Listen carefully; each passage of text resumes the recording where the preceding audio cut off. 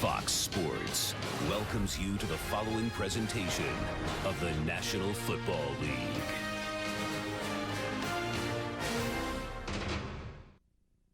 Better job and higher wages, expenses paid and a car. Kansas City Star, that's what I are. Your lead lady.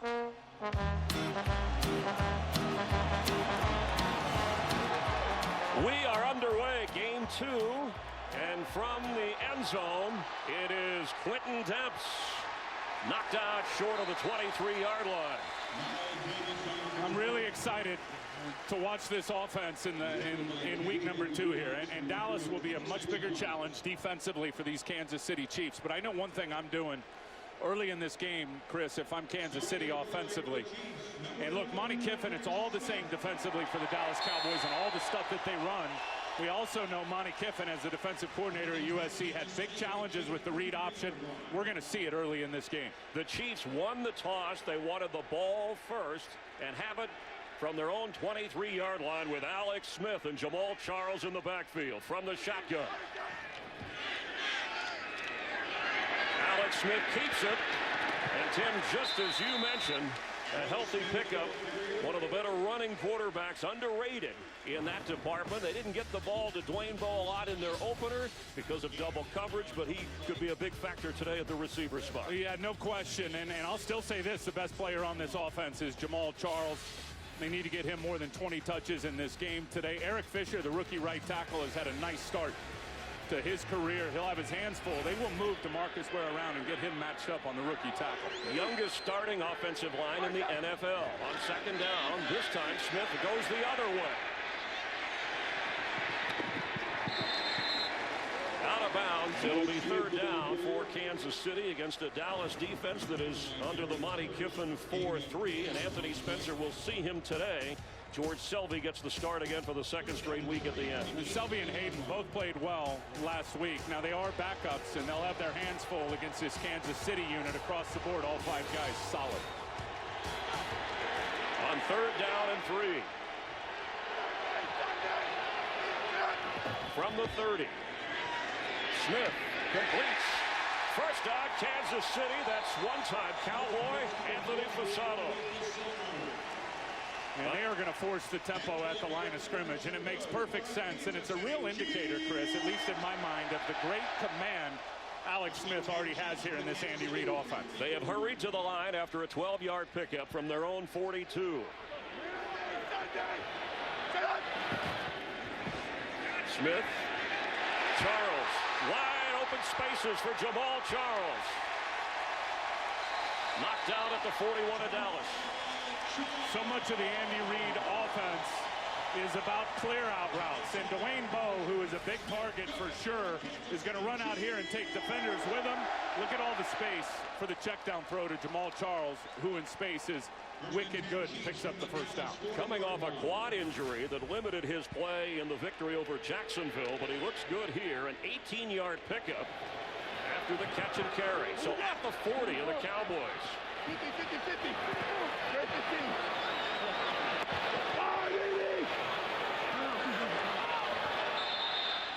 We're going to have a timeout. Kansas City calling it.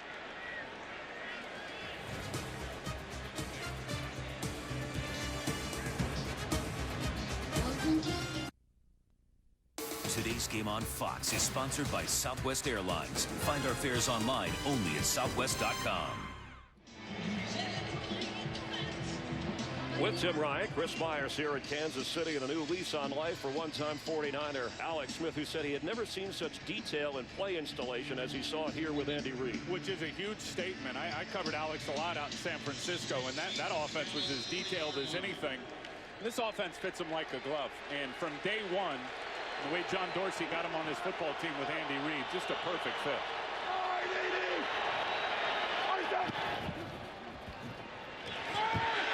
Donnie Avery gets knocked down at the 38 of Dallas. It'll be second down. Barry Church came up from the safety spot. He had the big fumble return for his first NFL touchdown last week in the victory over the Giants. Yeah, he and Sean Lee just played that perfect. You see the ambition of this Kansas City team. They want to get this Cowboy defense running. They want to get them tired. We've seen the hurry-up stuff. We've seen all the plays out to the perimeter. That gets all those big guys running for that Dallas defense, gets them tired.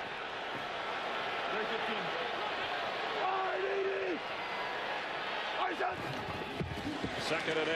Passes for Bowe. He falls down at the 30, and he held on. Skandrick was right with him because Morris Claiborne has that shoulder injury.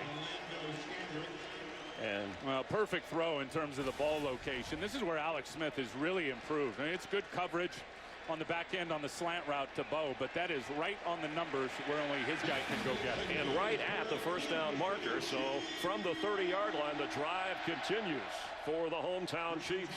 And Alex Smith at his first taste as a Kansas City Chief here in the home opener. He said he's been here as an opponent, and it's crazy.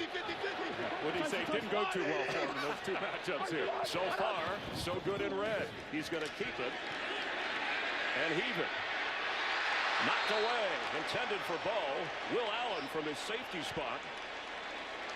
And that's not a good throw. That throw came out late and it was behind, and Will Allen should have picked it off. A little play action, little half roll. Look at Will Allen. He's all over it to undercut it. Pretty decent effort there by Dwayne Bowe to help break that ball up so it wasn't picked by Will Allen. Will Allen did have an interception last week. Again, one of those 6 turnovers against the Giants. And talking to Alex on Friday, he said he really liked his matchups in the middle of the field versus those safeties. Second down 10, Jamal Charles runs into a wall. His helmet is off. Justin Durant, former Lion linebacker, helped apply the hit, but Jamal Charles is smiling from Port Arthur, Texas. Yeah, watch this shot. I mean, this is a massive hit by Durant and knocking the helmet off. Was that Durant who hit him or Sean Lee? Hard to tell here. Let's see as the Cowboy defender comes in. I think it was Sean Lee. It was. Number 50, who just tattooed helmet to helmet Jamal Charles. Third down and 10 from the 30. The Chiefs look like they move. Yeah, that's the rookie Eric Fisher. False start. Offense, number 72. 5-yard penalty, still third down. Anthony Spencer has checked in for the Cowboys, his first game of the season. That's one of the things with this hurry-up offense when it's noisy is your offense can make mistakes. Absolutely, and as your defense can as well when the crowd's crazy because of the adjustments. That's a critical penalty, Chris, if they don't pick up yards here because it pushed them certainly further away from field goal range. Right now you're looking at a 52-yarder. Jamal Charles splits out to the top of your screen as a wide receiver. He's wide open. Nobody on it. On 3rd and 15, Alex Smith is going to keep it. He's in field goal range, and he dives.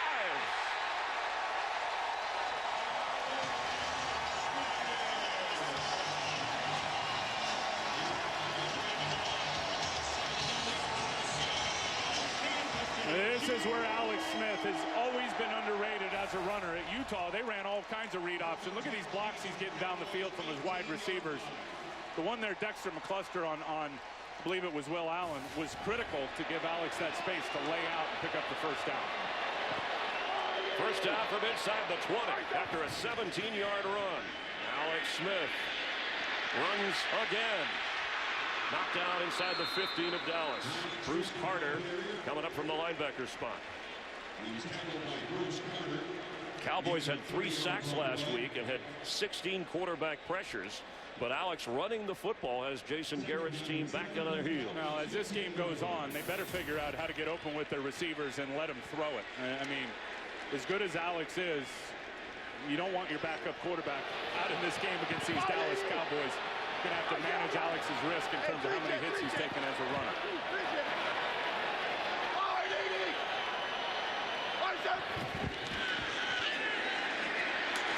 Smith is running again. The ball's out the end zone.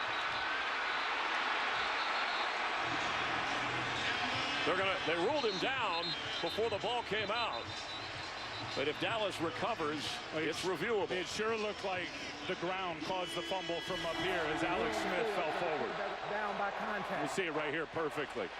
Yeah, that elbow is down. That is not a fumble. They're going to hurry to the line. Ruled down by contact. First and goal after another run from Alex Smith. Charles, top of your screen is a receiver. And Jason Garrett's putting the red flag back in his pocket. He saw it up on the Jumbotron. He will not challenge this.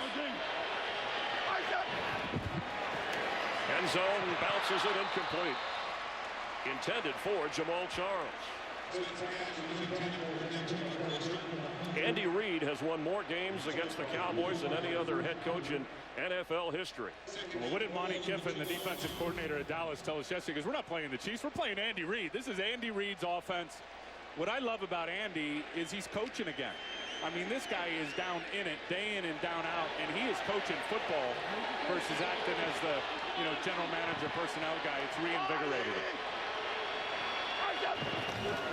On second down, Alex Smith throws, and yes, touchdown Kansas City.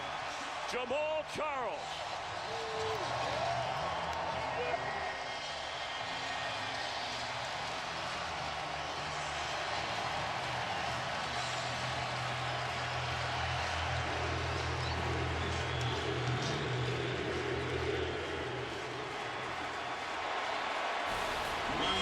Classic Andy Reid. Watch all the receivers that go to the right. They just flood all of these zones, create spacing, and they're so close to the goal line. Alex Smith just dumps it off quick, and you're not stopping Jamal Charles when he gets the ball at the 1 yard line, and you're not within 2 yards of him. Ryan Suckup with Dustin Colquitt, the holder. Chiefs take the opening drive. There's only 8 minutes and 13 seconds left in this opening quarter. But Alex Smith, he ran for 40 yards, he threw for 40 yards, and the touchdown to Jamal Charles. Today's game is sponsored by Bud Light, official beer sponsor of the NFL.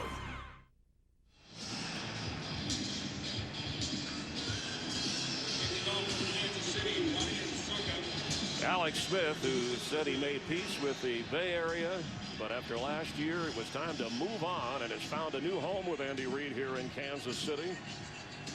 As Ryan Suckup is ready to kick off, Dwayne Harris back to receive for the Cowboys. Dallas's offense will take over for the first time today at the 20-yard line, and we'll get a look at Tony Romo and those bruised ribs against this Chief defense in a moment. Today's game is sponsored by Lowe's. Lowe's, never stop improving. By Lexus, introducing a car designed with one purpose, to stand apart. The all-new 2014 Lexus IS. And by Microsoft Surface. Click in and do more. Here in Kansas City, forecast for some afternoon thunderstorms. We had a brief rain shower within the hour, but the temperature comfortable here in this sea of red. Is that why you didn't go down on the field for the hair effect with the rain? What happened to you? I went down there earlier to say hi before it started raining. Jerry Joe. Yeah, the minute it rained, I ran upstairs. I gave Jen Hale the umbrella. I said, look out for Hale. From the 20-yard line. First down, Cowboys.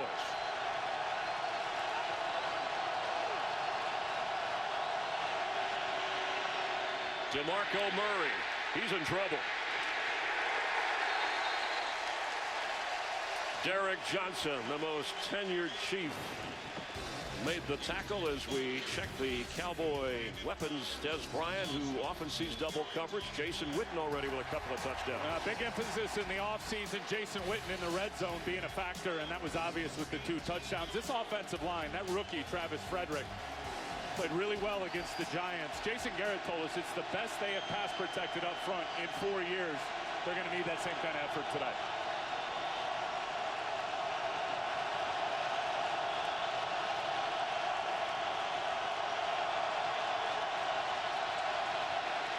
From the 18-yard line, Romo's throw is caught on the sideline, and what a grab by Des Bryant. He's in Chief territory.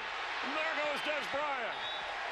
All the way inside the 30 of Kansas City, and that was a muscle grab of a catch. I'm not so sure it wasn't too much muscle, and they don't call pass interference. There is a flag down at the 35-yard line. And let's see, Flowers is looking at the ball. Pass interference. Defense, number 24. That proves in time. The result of the play is the first down. And here's the throw. Tony Romo taking a chance versus good coverage, but Flowers is looking at the ball, but certainly as he was falling down, had an effect on Des Bryant, who was able to go get the ball anyway. Another big play, which is a statement for these Dallas Cowboys offensive players. A 53-yard gain inside the 30 of Kansas City. This is DeMarco Murray, and he goes nowhere. Now, Tony Romo did say, despite double coverage, we have some things designed to get the football to Des Bryant, but they do want more balance, and that means the running game. They're going to need to feed DeMarco Murray the football today and be successful on the early downs. They get into the 3rd and long. You've already heard this crowd today. They'll have an impact. I just love the fact that Tony Romo saw the one-on-one coverage to Des Bryant and took a shot. He doesn't see it a lot.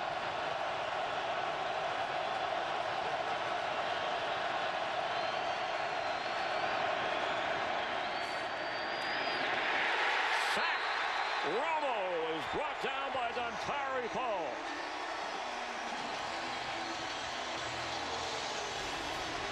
Well, the light has come on for this guy, Dontari Poe. And look at that, just stepping up to the outside shoulder of the center right there, and then just shooting right back across his face. That is unreal at 340 pounds. Dontari Poe can move like that, and finally reaching expectations, Krista, how high he was drafted.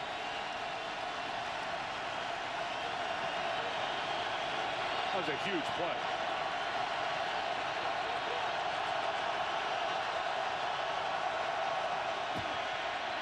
Des Bryant on 3rd down.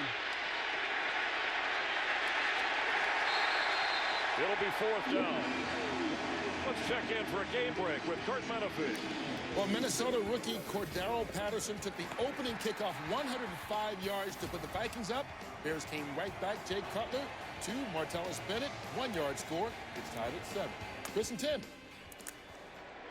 Thanks, Kurt. We had trouble hearing you with the Chief fans making a lot of noise. That drive stalled after the sack of Romo.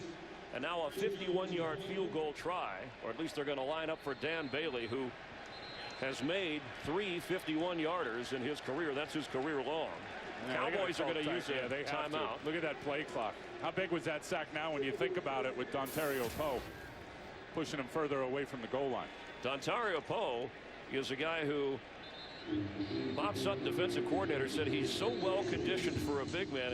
And Poe is the guy who said that even though I'm in Kansas City, I had to lay off the barbecue.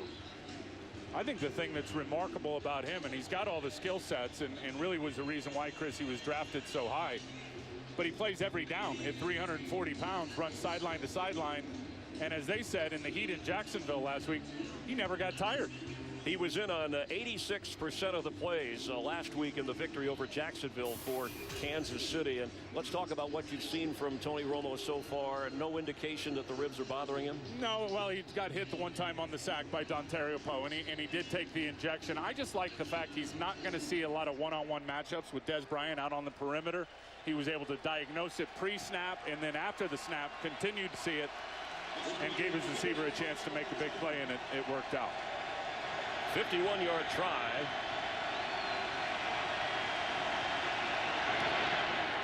The kick is through. So each team on their first possession, they get points. And Jason Garrett likes 3 at this point, trailing in Kansas City. Boy, Jason Garrett, who is now obviously, a bigger role as not calling plays as an offensive coordinator and making the head coaching decisions. That was a risky one right there. I think he's just got so much confidence in his kicker, Dan Bailey. If they don't make that, Kansas City takes over at the 41-yard line. Bailey kicking off here. He's made now 6 field goals of over 50 yards as Quentin Demps has to down it in the end zone. Chiefs will have the football for the second time with a 7-3 advantage over the Cowboys.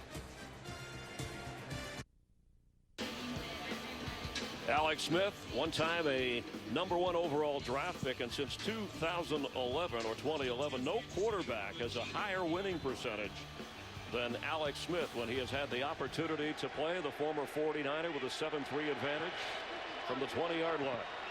Well, they are clearly intent on spreading out this Dallas defense with these spread formations.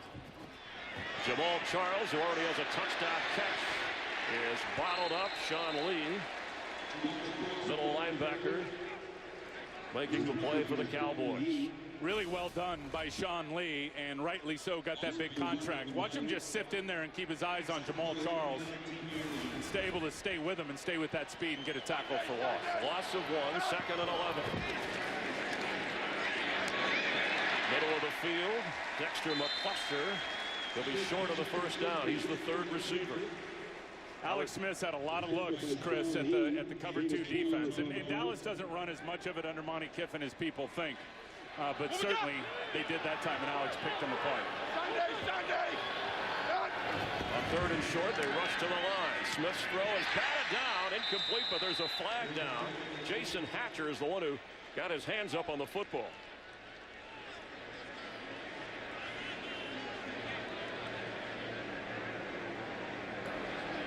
Illegal hands to the face. Offense. 10-yard penalty. 3rd down. As we look here, we'll see where the penalty is. Hands to the face. Oh, yeah, it's right there with the right guard. John Asamoah. Now, as an offensive lineman, you can get your hand up to the face, but you've got to pull it out right away. You can't leave it in there and grab and rattle the cage, as Asamoah did there. Cowboys declined the penalty after the Hatcher batted pass. 4th down, so Dustin Colquitt, the Pro Bowl punter, has been here 9 years. And back to return for the Cowboys, the NFC Special Teams Player of the Week, Dwayne Harris. Colquitt had one blocked last week against Jacksonville. The only points the Jags got against this Chiefs team.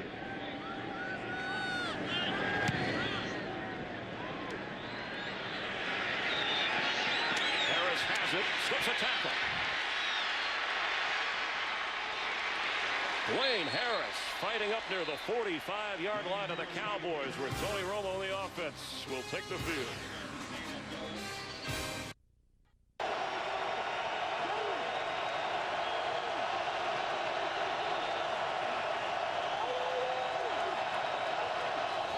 On 1st down, DeMarco Murray gets up near midfield. The healthiest run of the day for the Dallas Cowboys. Let's check in down on the field with Jen Hale. Hi, Jen. Well, hello, Chris. I tell you what, Tony Romo's bruised ribs don't seem to be bothering him at all. He was on the sidelines eating a granola bar before the Cowboys' opening drive. He is wearing his normal padding around his ribs, but it's what he's worn since 2011. He says, hey, after playing with broken ribs, today's nothing, Chris. Thanks, Jen. On 2nd down, 5. Romo from the shotgun.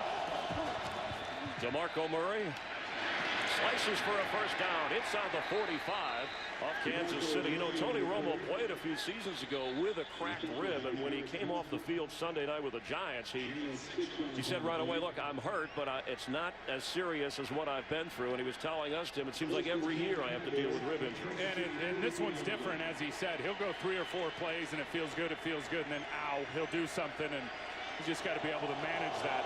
I think getting the ball out quick in terms of their ambition will be part of that today. 4 wide receivers in for the Cowboys from the 44 of Kansas City. Romo going deep for Dez Bryant. Oh, he leaps for it.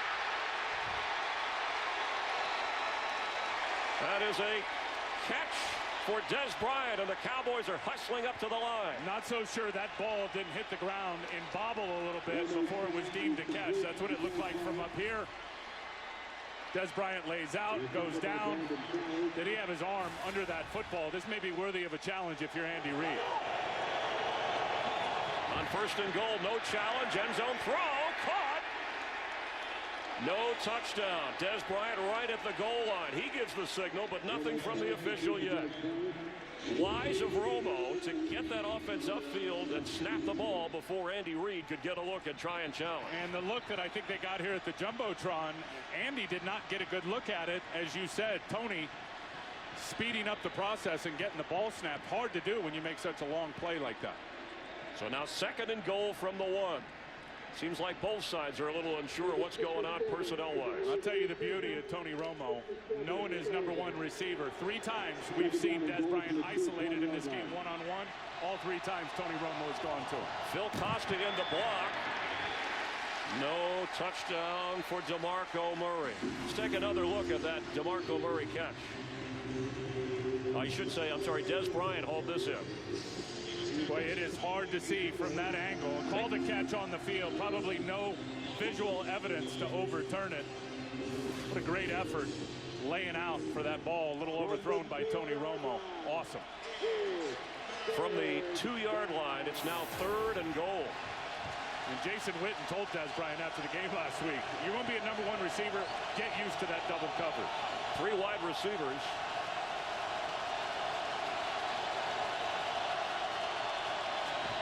Romo. End zone high. Hauled in for the touchdown. Des Bryant. What patience Romo showed before finding 88 in the back of the end zone. And not enough depth by the inside players to get in the throwing lane. This is so well done. You said it, patience. Look at that ball location. High over the hands of the middle defenders. You see right there, Justin Houston, not enough depth, couldn't get his hands on it. Perfectly thrown ball from Tony Romo. And what a drive from the Cowboys and Tony Romo to take the lead. Extra point by Bailey, who made the 51-yard field goal. And the all-time Cowboy touchdown pass leader, Tony Romo, just added another.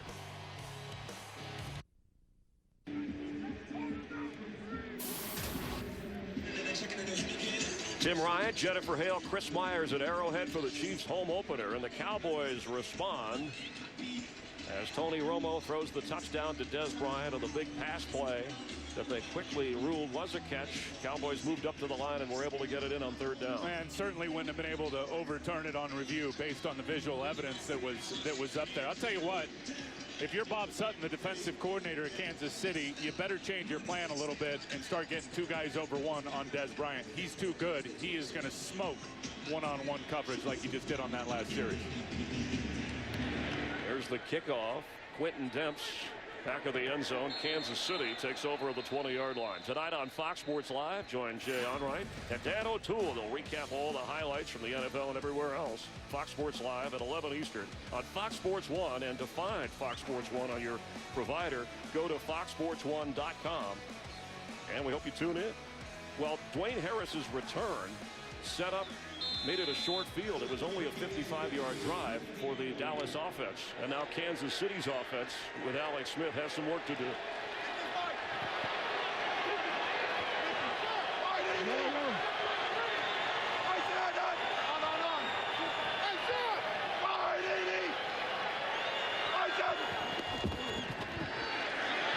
Alex Smith for Dwayne Bowe. He sits down at the 46-yard line of Kansas City, a 27-yard catch. And that's what Alex Smith does at the line of scrimmage. He recognized that the safety was moving up in the box late. He knew he was going to have a seam route to the backside. Look at him look left, steer the safety, and just throw a laser to Dwayne Bowe to the soft spot of that 3 deep zone. Clock running. And the opening quarter, one that has seen some explosive offense from each team at a noisy Arrowhead. Chiefs on the move, and that's the end of the first quarter. Cowboys 10, Kansas City 7. Fox NFL Sunday will continue after a break from your local Fox station. Alex Smith just completed his 239th straight game in an opening quarter without an interception. Drew Brees has the record at 241, followed by Rich Gannon, and that's saying something against this Cowboy defense that was takeaway crazy last week. From the 47 of Kansas City. On first down, he's throwing. Ball's out incomplete. Pass intended for Donnie Avery. Let's check in on the Bears and Vikings with Kurt Menefee. Well, Jay Cutler with 2 first-quarter touchdown passes. This one to Brandon Marshall. Remember that knee procedure he had? Forget about it. 34 yards on the score. Bears lead the Vikings 14-7, Chris and Tim. Thanks, Kurt. The Chiefs hurry up and give it to Jamal Charles, who fights hard to get down to the 47-yard line of the Cowboys. It'll bring it 3rd and manageable for Alex Smith. Now, Jamal Charles, here's a guy. Brandon Albert slow to get up out there, Chris. Their left tackle. It looked like he was holding his left shoulder when he first went down. That would be a huge loss Donald Stevenson, I think last year's third rounder, would come in and play probably right, and Eric Fisher, the #1 overall pick, the rookie, would go to left if Albert can't play. Today's game on Fox is sponsored by Pizza Hut. Make it great. By Bose, the official home audio sponsor of the NFL. And by Rush from director Ron Howard and based on the incredible true story. Rush in theaters September 27th. Brandon Albert walked off the field under his own power. Donald Stevenson comes in for the former first-round draft pick on 3rd down and 4. Jamal Charles puts out as a receiver, top of your screen.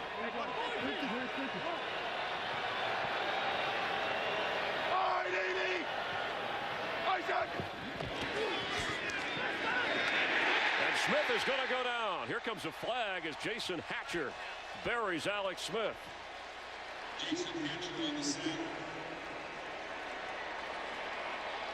Good pressure coming from both sides. Jason Hatcher gets the sack from here inside. Ware's also going to come there. And they both get a hit there on Alex Smith. Again, there is a penalty down right in the location of Scandrick and Dexter McCluster at the line of scrimmage. Boy, they're going to need that Jason Hatcher right there to be great in this defense all year. There is no flag on the play for a defensive holding. The quarterback was sacked when the officials looked back. 4th down. Andy Reid doesn't agree with the call, but Dustin Colquitt comes out to punt the football. Big stand by the Dallas defense. And you think about that defense and Monty Kiffin running it. Who's the Warren Sapp that is vitally important as that guy rushing over the offensive guard? They don't have him, especially with Ratliff being injured on the PUP. But Jason Hatcher is a pretty good player and is going to, I think, have his best year with more pass rush opportunities.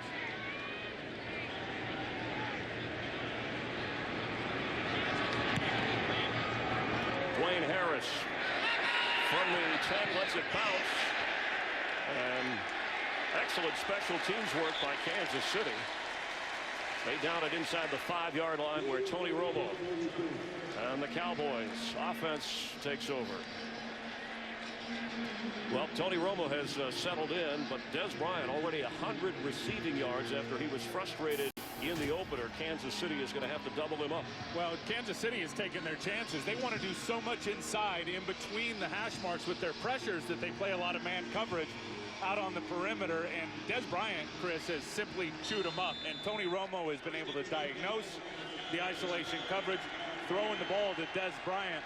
What's amazing, it's against their best cover corner by far, Brandon Flowers. 5 catches, 100 receiving yards, and a touchdown for Des Bryant here in the 2nd quarter. And if you're Bob Sutton, put 2 over 1 on him, it limits what you can do. Romo looked at Des Bryant and then went the other way at 2nd down. I mean, this defense, it's really Rex Ryan's defense. Sutton was with the Jets. There he is, the defensive coordinator, been coaching forever.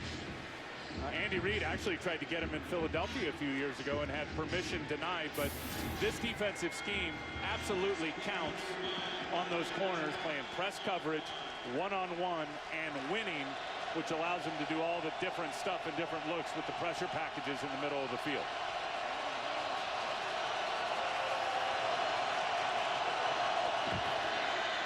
DeMarco Murray, maybe a yard, knocked back down to the line of scrimmage. It'll be 3rd down from the Cowboy 5-yard line. We haven't seen a pass go in the direction of Miles Austin yet.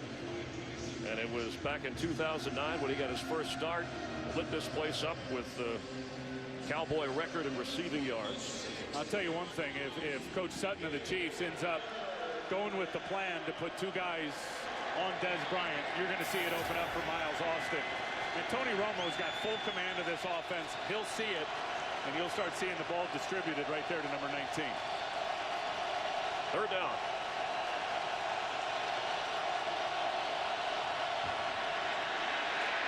Blitz is on, and it's incomplete.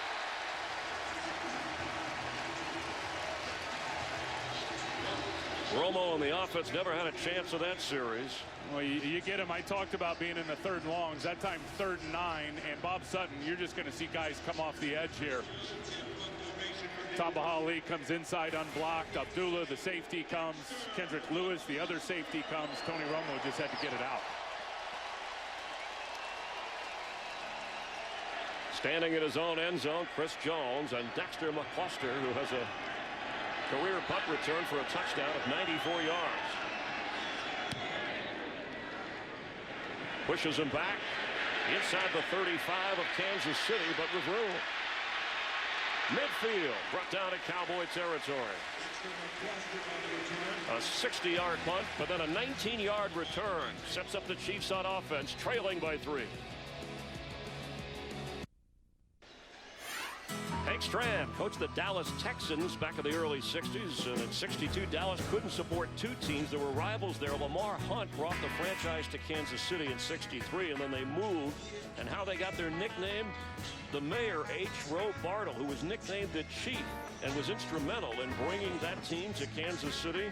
That's why they named him the Chiefs. I think instrumental, fast forward all these years, of getting Andy Reid here, because Andy had other opportunities in the offseason, as we talked to him the other day, and the Chiefs were kind of a late player in the game. He said when he got the call from the owner, it was like, well, wait a minute, these are the Chiefs, man. I mean, there's 4 or 5 storied franchises that Andy Reid would love to work for, and the Kansas City Chiefs are right at the top of the list. You think of the Hunt family, from Lamar to Clark, and they've owned a franchise for more than 5 decades in the NFL.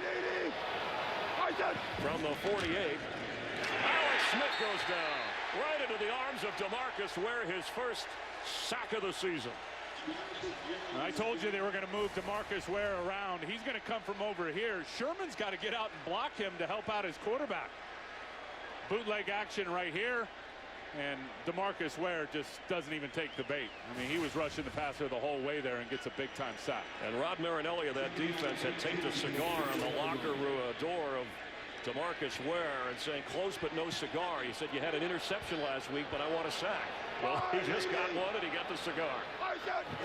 On second down, Smith from the pocket.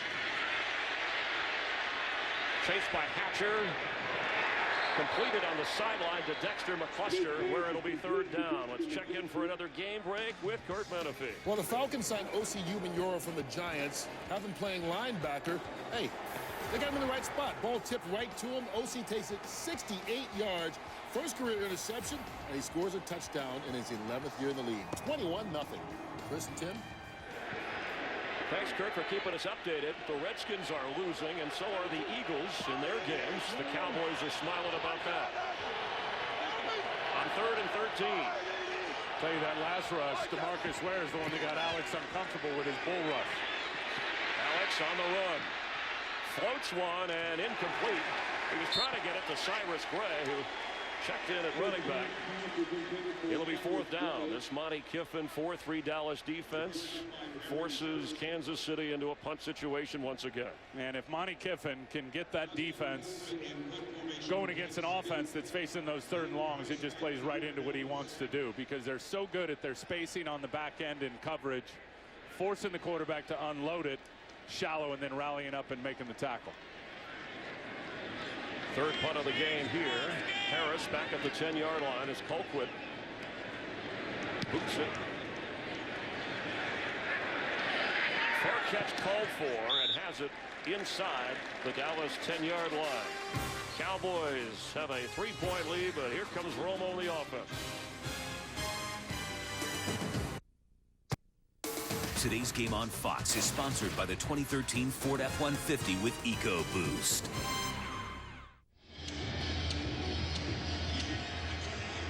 Cowboys with the lead in the football. Let's check in down on the field again with Jennifer Hale. Well, Chris, the Chiefs' Brandon Albert is now down in the locker room getting that left shoulder looked at a little more closely. He tried to raise his arms on the sideline, not able to do so, squared off against some teammates, was in obvious pain. So trainers are now doing further diagnosis, and he is questionable to return at this point, Chris. And it was clear, you watch the hits on Alex Smith since Brandon Albert left the game, and I'll tell you why, because you use your best left tackle to block their best pass rusher. You try to count on leaving him on his own and doing all your protections to help out in other areas. Now they're going to have to go help out. Donald Stevenson out at left tackle, which is going to leave Eric Fisher and the other offensive lineman one-on-one. Dallas got after him that last series.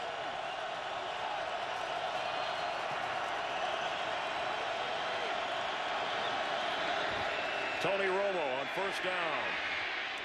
A low catch made by the backup tight end, or I should say one of the two tight ends, James Hanna. Of course, Jason Witten, the go-to guy at that position over the years. That's the first reception to any other player on this offense other than Des Bryant through more than a quarter of play here. I want to talk about Tony Romo and taking ownership of the offense. This is more than just Bill Callahan calling plays upstairs through Wade Wilson for Jason Garrett, the head coach, because it's something Tony's involved in all week in the game plan. On second down 8.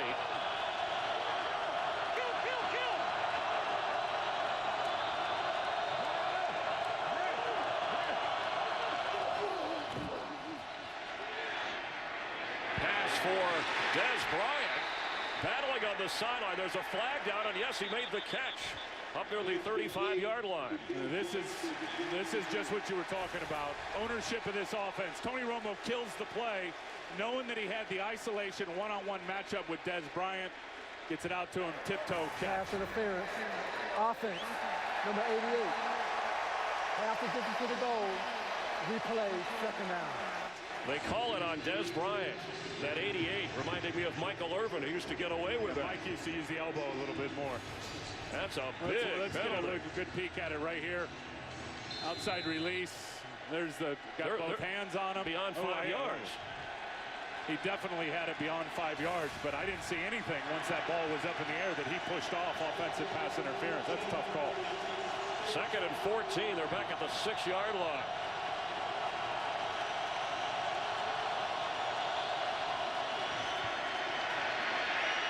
DeMarco Murray has it. Back to the original line of scrimmage. It'll be third down. I like what you said about Tony Romo, ownership of this offense. I think, Chris, that finally got the big contract, right, which I think took pressure off of him and realizing that not only is this my offense, it's going to be my offense for a long time to come. And I think where he's most effective is saying, well, that looks great on the chalkboard, but it looks better when we do it like this on the field. This is his team. On third and 10 from the 10.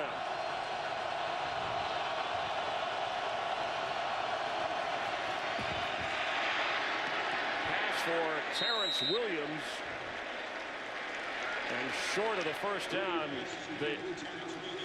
there was a sea of red coming after him. Yeah, how'd you like to be Tony Romo standing inside this pocket with all this pressure coming right in your face? Two safeties and a corner come. Two safeties on one side. Brandon Flowers comes from the other. Tony Romo is trying to throw it through all that red. There's Bob Sutton there, the defensive coordinator. Chris Jones standing at his 2-yard line. Dexter McCluster from the Kansas City 30. And McCluster gets up to the 45-yard line. Good field position for Kansas City.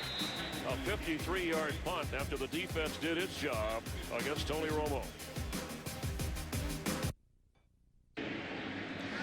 Left tackle Brandon Albert back in for the Chiefs. Important, as Tim pointed out, with this ferocious Cowboy pass rush from the 45 of Kansas City. After the opening drive where they took it in for a touchdown, the Dallas defense has forced Kansas City to punt the last 3 times they've had the football.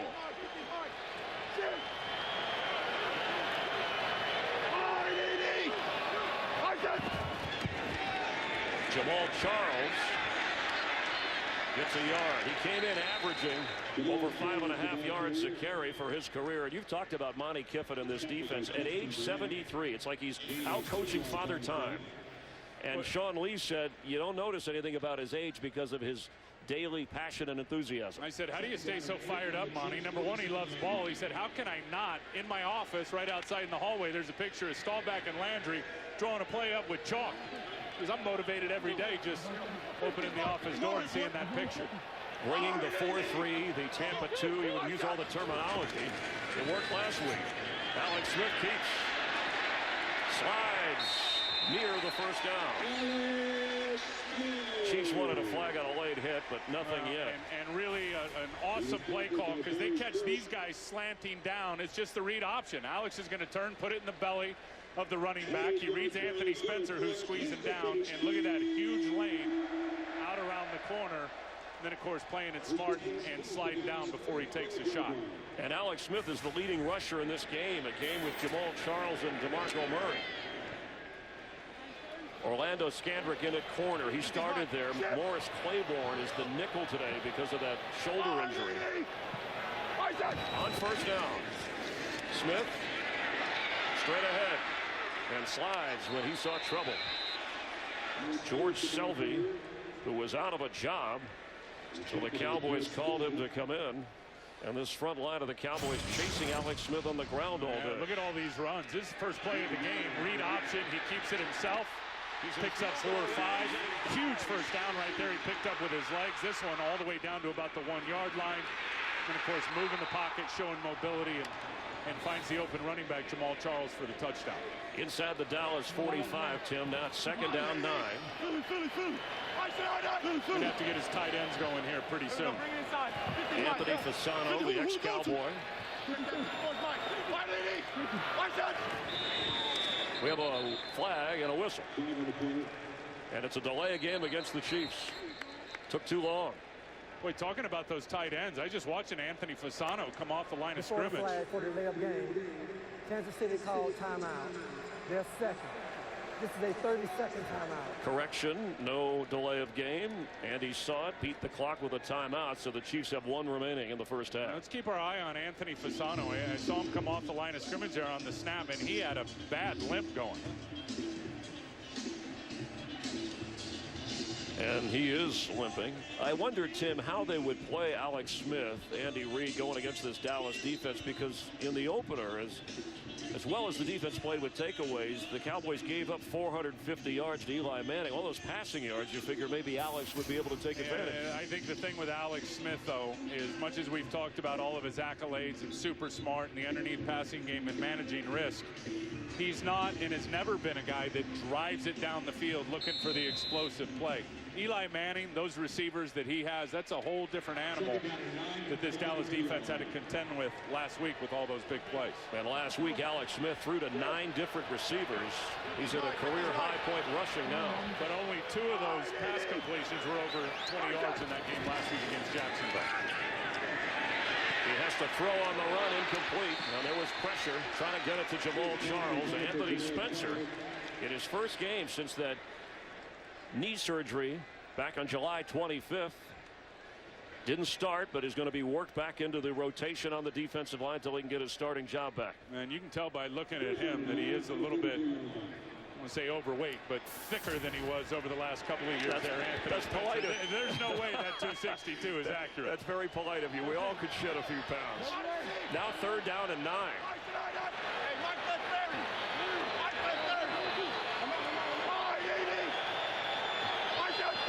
Extra pressure coming. Alex Smith goes down, and a flag goes down. DeMarcus Ware got there first. And they're going to get a hold on top of it. Sean Lee coming like a battering ram right up the gut of that offense. Getting the inside pressure. Ware and the rest of the guys getting the outside pressure. Offense, number 25. That penalty decline. 4th down. The call against Jamal Charles not needed with the sack. The guy he's trying to block right there, Sean Lee, who comes unblocked. Basically just tackled him around his waist. Nowhere for Alex Smith to go with the ball. And the longer you get into those 3rd and longs, and Andy Reid knows this, you're going to have to hold the ball longer and let things develop. And that just plays right into what the Cowboys want to do with their pressure. Dustin Colquitt to punt again. Cowboy defense forces the Chiefs drive to stall at midfield. Dwayne Harris back to receive. Fair catch called for right at the 10. Field position has been tough on the Cowboys, but they have the lead, and some of their fans are here as well. First down, Cowboys from their own 10-yard line, just over 6 minutes before the half. DeMarco Murray gets through the hole and up to the 15-yard line. Justin Houston, the AFC Defensive Player of the Week after a 3-sack performance against Jacksonville, was in on the tackle. It'll be 2nd down 5 for Dallas. Last year they ran the ball only 34% of the time. That's 2nd lowest in the NFL. Only Detroit ran it fewer. And you know what? I think when you look at them, they don't have a traditional fullback on the roster. Right away, that tells me they're limited in their run game and probably their commitment to it. Romo complete. That's DeMarco Murray for the 1st down up around the 25-yard line. Now Murray had a career-high 8 catches last week, and when I asked Tony Romo if that was by design, he said no, that's part of the ownership of the offense. He said they just were doubling up Des Bryant. I had to go to the open guy. Yeah, that's what I love about Tony. You look at him last week, and he is just running the offense. He's not trying to do too much. He's reading the coverage. If it's not there, Jason Garrett has been trying to get him really take ownership of this offense for the last several seasons. He's going to throw to the check down. Murray underrated in that area. DeMarco Murray carries. So Jerry Jones, the owner of the Cowboys, was telling me that during the contract negotiation, you talked about that big deal that Romo got. He said that Romo told him, you know, I'd like maybe one day to be a coordinator or a coach, and I might not see that happen. And that's when the discussion began about involving him more in the play, not only play selection, but the game planning during the week. Jones said he tried to call Tony early in the morning on Tuesday, and he said he was in on his day off working on the game plan. And the experience I have around all the great ones, they're all the first ones in and the last ones out in terms of the facility in the building.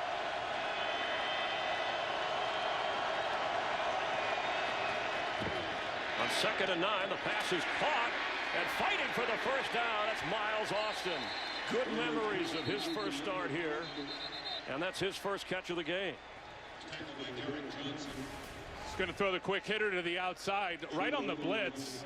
Tony throws right into the teeth of it to Miles Austin, and actually gets a nice block there from Gavin Escobar, who cleared it out to get him the 1st down. Escobar, the rookie tight end from San Diego State. After a gain of 11, Cowboys offense dug out of a hole.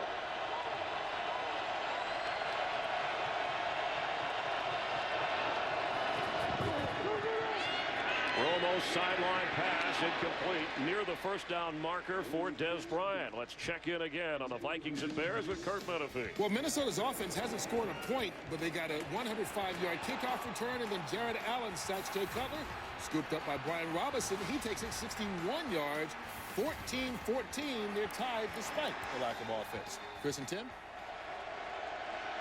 Thanks, Kurt. A frenzied pace to this game from both offenses. They hurry to the line on 2nd and 10 from their own 37. And you can see Kansas City's defenders, some hands on the hips. Tony's wearing them out with this up-tempo. Pass for Jason Witten. His first catch of the day. 815th in his career. And that ties him with Shannon Sharp for 2nd on the NFL's all-time list for catches by a tight end behind Tony Gonzalez. Yeah, he's just going to run the in-cutting route, and you see right there those numbers. I'll tell you, the biggest thing about the no-huddle for me in the up-tempo is it's great. You take it out of the defensive coordinator's hands and your quarterback game planning against guys in the generic coverages. But most importantly, Chris, it tires out the pass rush. There is nothing harder in pro football than rushing the passer versus a no-huddle, because you got to rush, run to the ball, rush, run to the ball. You're about half the player after about 4 or 5 plays. And the sun has come out now. It's a little bit warmer here in Kansas City as they measure to see if Witten came up with the 1st down catch. And it is a Cowboy 1st down. Jason Witten, an 11-year veteran like Tony Romo. They've kind of grown up as Cowboys together. And Witten telling us he's an elite quarterback. I know you're judged on wins and losses and playoff games, but Tony creates a lot more and does a lot, and we have faith in him. There's such a chemistry factor between those two guys. As Jason said, he knows Tony Romo inside and out. You play that long and that many hookups, it's like playing with your brother in the backyard. You know his game. 1st down Cowboys from their own 47.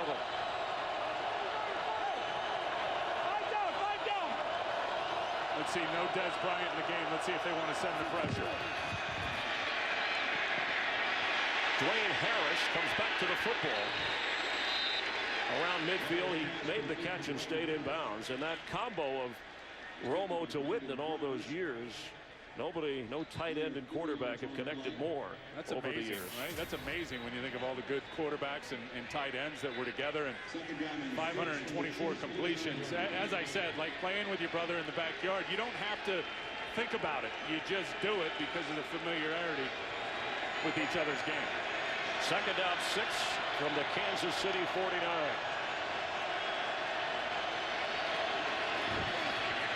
Pass at midfield to Witten, and he'll lose yardage. A quick tackle made by Eric Berry from the safety spot. It'll bring a third down. We have reached the 2-minute warning here in Kansas City. Today's game is sponsored by Visa, proud sponsor of the NFL. What's your football fantasy? Run, go, go! Did he just fumble? I formation, I formation! We have got to get the 3 technique block. I'm not angry. I'm not yelling. Nobody's tackling anybody. We got absolutely. I don't think this is such a good idea. I'm on it. We can't secure the quarterback center exchange. You're doing a great job, Coach. Well, they're coming along better than I anticipated. Very pleased. Who told you to take a break? Want to win your own football fantasy? Just tell us. Then use your Visa card for a chance to win it. Bose, official home audio sponsor of the NFL, takes you inside the game with sounds of the NFL. Blue 30! Blue 30!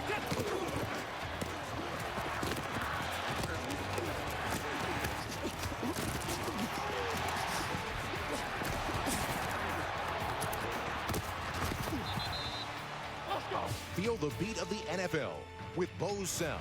Discover how at Bose.com. Bose, game-changing sound.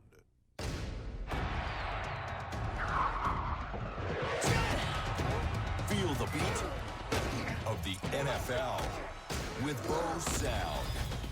The Cinemate 1SR system. One speaker under your TV and a wireless bass module you can place just about anywhere. Give you powerful, room-filling sound that makes game day even better. Bose, game-changing sound. All the highlights and scores of the Visa halftime report coming up, and Cowboy fans will like that the Redskins are getting blown out by Green Bay, and the Chargers are leading the Eagles. Giants play later in the NFC East. 2 timeouts for Dallas remaining on 3rd and 8.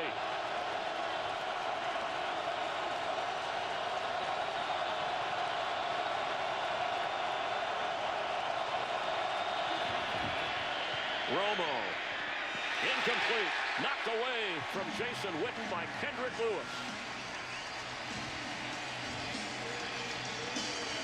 4th down for the Cowboys. Yeah, Kendrick Lewis played this the whole way. You see him here. Watch him break up on the ball. Ball comes out a little late. Jason Witten has to wait for it. Tony Romo didn't unload that one on time, but at the end of the day, it was Kendrick Lewis who had a good burst to the football that got the pass breakup. Chris Jones working on his 3rd punt here. McCluster moving up to the 15-yard line. Fair catch waved for and has it. Kansas City will have it. We got some guys going at it beyond the play down here. It's a 35-yard punt, no return. Everything's good. All right. No flags. Let's take a look at why they got a little heated. 2-on-1. That's not fair. That isn't fair. That's a takedown. The official right there to into the kick return player. First down, Kansas City. Now the Chiefs having to use those timeouts earlier, Tim. That hurts them here. You see the little bubble under KC. They only have 1 timeout remaining. Andy Reid will have to be creative here with 1:47 remaining in the half. And the Cowboys, if they play enough defense with 2 timeouts, might get good field position if they can stop the Kansas City offense. Alex Smith's just got to get to his checkdowns quicker. He's holding the ball too long. It's really that simple. Cowboy rush is getting to him.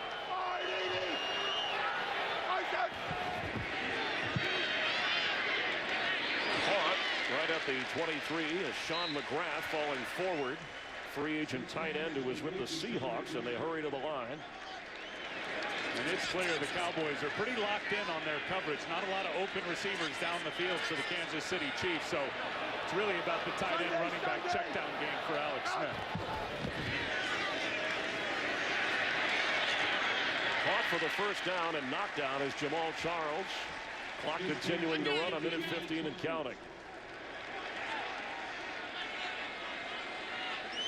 3 wide receivers in on 1st and 10. And the criticism certainly of Alex Smith in this Kansas City offense is big strike down the field ability. He has to get rid of that. The pressure applied once again. And that stops the clock at 58 seconds. George Selvey was in, keeping the heat on Smith. That's the impact of Rod Marinelli for me, the defensive line coach, former defensive coordinator in Chicago, former head coach with the Lions. Is Rod's going to make your defensive line better. There's Coach Marinelli with the glasses there. Is he's going to make your defense better, period, just with effort and desire and hustle. But what I love about him with his techniques is he makes average players better. I've never seen George Selvey or Nick Hayden, a couple of backups, there's Hayden there, play so good as pros. Anthony Fasano not in the game. Pass wide open. Sean McGrath, he is in the game and has a first down at midfield.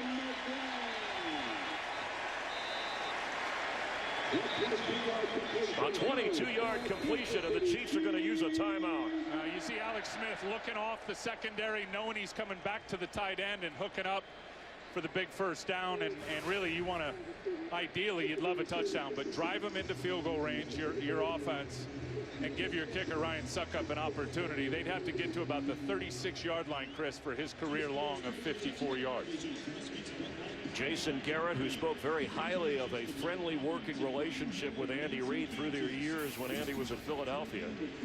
And there is Ryan Suckup, the Chiefs field goal kicker. No timeouts now for Kansas City. I think Andy Reid is a huge mentor for Jason Garrett throughout his career. I mean, for many years.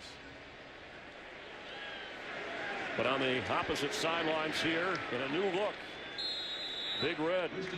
Is this the 29th time old Big Red, now wearing red, is matched up against the Dallas Cowboys? Big Red.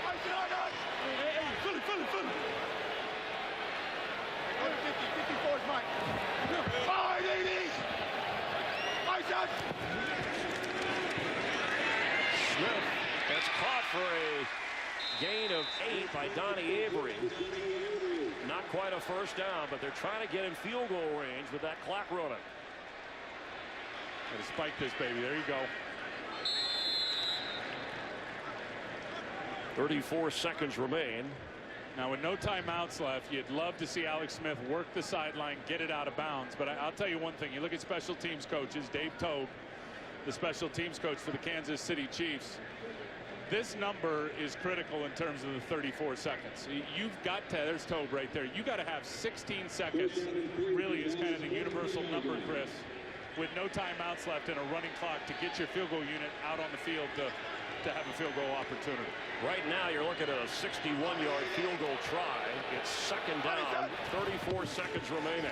Smith at the 40, falling forward for a first down is Jamal Charles. But the clock is running, so they can spike it here. 20 seconds and second down.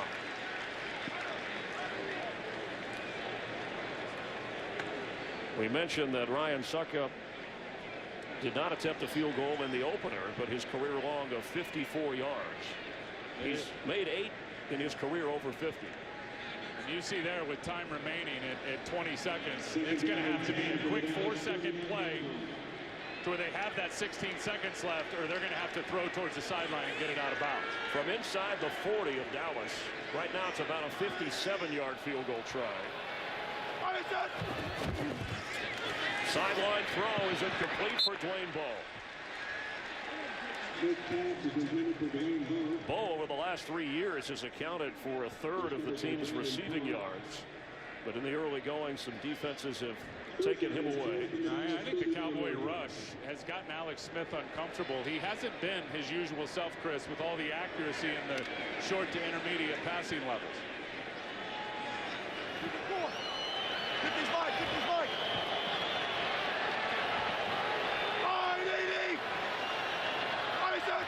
On third down, Alex Smith almost intercepted by Bruce Carter, and he would have had clear sailing. Smith was trying to get it to Sean McGrath, and it's going to be 4th down. So Jason Garrett will watch Andy Reid send out his kicker. You see there the ball again, just like we saw Romo earlier, comes out late on those option routes with those tight ends. You got to throw that ball in anticipation of them making their cut. They can't sit and wait for it. It's going to get undercut. Lucky that one wasn't intercepted for a 6-point house call. A 57-yard try. This will be his career long if he can make it. Ryan Suckup. And that's blocked. Now the Cowboys have it in Kansas City territory. Scandrick around the corner. Rich Bisaccia, special teams coach, part of the Rod Marinelli, Monty Kiffin group from Tampa Bay, getting it done for Jason Garrett. And he's coming from over here. That's an awful job by the tight end, the wingback, McGrath. I mean, you got to step down hard inside, but step out outside even harder to get a hand on that outside edge rusher. That was perfect from Scandrick. That's a big block. All the momentum to the Cowboys. And Alex Smith couldn't get the Chiefs closer, so obviously a long field goal. More time to develop, making it difficult on the kicker. And a good look at Scandrick getting in to get his arms up. The Cowboys are going to get the football to start the second half, but wait a minute, with 7 seconds and 2 timeouts, you try a Hail Mary? I might just send 88 down the field to throw it up and give Des Bryant, who's up here, an opportunity to go win a rebound and get the football. Des Bryant already 100 receiving yards in the first half. And a touchdown catch. Romo incomplete. Romo's pass intended for Jason Garrett. Tony Romo with a touchdown toss. 13 out of 18 in the game so far. And Tony looks good in this game and loved his command of the offense and the ball distribution. You think of his first 5 completions to Des Bryant. His last 8 have been to 6 different receivers. So he is spreading the ball around. He's doing a nice job of that. It's been impressive watching him here. And let's give the O-line some credit. I mean, this defense had 6 sacks last week. They've got 1 in this game on Tony Romo. O-line playing well. With just 3 seconds remaining, unless they get a penalty. Well, it's maybe an offensive penalty.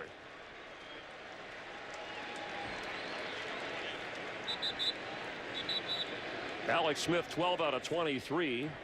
False start. Offense, number 72. That's on the rookie center, Travis Frederick. And for the viewers at home thinking, where's the 10-second runoff under a minute for the offense? It doesn't happen unless the penalty stops a running clock. The clock was already stopped. No runoff. Thank you for clarifying. You can give that Pereira guy some tips. Well, you can talk football. I can talk officiating. During the break. All right, Cowboys, they have the lead. They're going to get the football here at Arrowhead. The last decade, the Chiefs are just a 500 team, 40-40 record here in Kansas City. But Andy Reid has different ideas. Kurt Menefee has all the highlights with the Visa Halftime Report. Welcome to the Visa Halftime Report. What's your football fantasy? And welcome to the Visa Halftime. Kurt Menefee along with Terry, Howie, Michael, and Jimmy. A blowout in Green Bay. So let's look at some closer games. How about Dallas and Kansas City? All right. It looks like fun. Not for me, but for somebody. Bootleg, rolling right. Smith, Alex Smith, Jamal Charles, 2-yard touchdown. Hosting the Dallas Cowboys celebration there, of course, with Andy Reid, his old coach. 7-0. Des Bryant's having a huge first half. 5 receptions, over 100 yards. This little 5-yard quick slant touchdown, 10-7. Dallas Cowboys halftime score. Vikings at the Bears. Charles Tillman rescues our own Laura Oakman. There you go. How about that chivalry? I love it. It's good stuff. Jay Cutler back looking, floats one deep down the right sideline. Gorgeous throw. Brandon Marshall takes it in, 34-yard touchdown. 14-7. Cutler then sacked by Jared Allen. Ball comes loose. And then Brian Robinson, he scoops it up. And Kurt, look at this. It's just like your workout yesterday. 61 yards total. Yeah. 14 all it is, the Vikings and the Bears. And then Ponder looking back, fires to the right side. Bad timing. Don't know if it's a bad route. It was an interception by Tim Jennings. He returns it 44 yards for the touchdown. Vikings later on scored against 21 all. Falcons, Steven Jackson going up against his old Ram team. Matt Ryan, roll right, wide flare. It's not really a screen, looks like a screen, but he's actually ahead of all the blockers. It's an 8-yard touchdown, 7-0. And then after the game, Steven Jackson had to leave this game with a thigh injury. Ryan, then Julio Jones, 81 yards down the sideline, easy touchdown. All Falcons 24-3 over the visiting St. Louis Rams. Carolina at the Buffalo Bills. Not much of a game, pretty boring. Cam Newton intercepted by Kiko Alonso. This snuffs out a drive. We have no score. Then later in the second quarter, Newton back, looking, firing down the middle. Nice job. Touchdown to tight end Greg Olsen, a 13-yarder, 7-3. Now Carolina on the road, up by 4 over Buffalo. Hey, how about Jimmy's upset pick? We'll get to that in a second. Right now, Houston trailing Tennessee. There's Jimmy's upset pick. Miami Dolphins at the Colts. Mike Wallace said last week, wasn't happy with his offense. You know what? Mike Wallace take a little screen, takes it in from 18 yards out from Tannehill, 7-0 Miami. Then off left tackle. Ahmad Bradshaw from 1 yard out. Miami Indy 17-14 over the Miami Dolphins. Chip Kelly going out to San Diego Chargers. Watches this young man. Phillip Rivers into the flat. Eddie Royal, man-to-man coverage, easy touchdown at 11 yards. And then Michael Vick looking right. Make sure his blitz is solid. Fires back. Quick post. Raleigh Cooper. Good ball game. Chargers up by 3, 13-10. All right. You know, we got a lot of the audience who was watching that Chicago Bears game joining us right now. We want to tell them Cleveland Browns lead Baltimore 6-0 that game at halftime. That game in Chicago having some technical difficulties. We'll get you right back out there just as soon as we can. But Jimmy, right now, pardon me, Michael, let's talk about Green Bay. Yeah, I mean, Green Bay, RG3 is the question, who the quarterback they're playing against, obviously. Accuracy is not there. They're keeping him in the pocket to protect him. We just set him up for taking a lot of hits, and they're 0 for 5 on third down. That's a big concern. I mean, this Green Bay defense kind of faced a similar offense last week, and this week they're faring a lot better, and they're kind of making RG3 look a little bit like R2D. You know what I mean? Michael, Aaron Rodgers having a great game just like always, but they've got to protect him better. You know, 3 sacks here in the first half. He had a problem last year getting sacked so many times. They've got to protect Aaron Rodgers better than what they're doing. When you lose that one dimension, it makes them more predictable.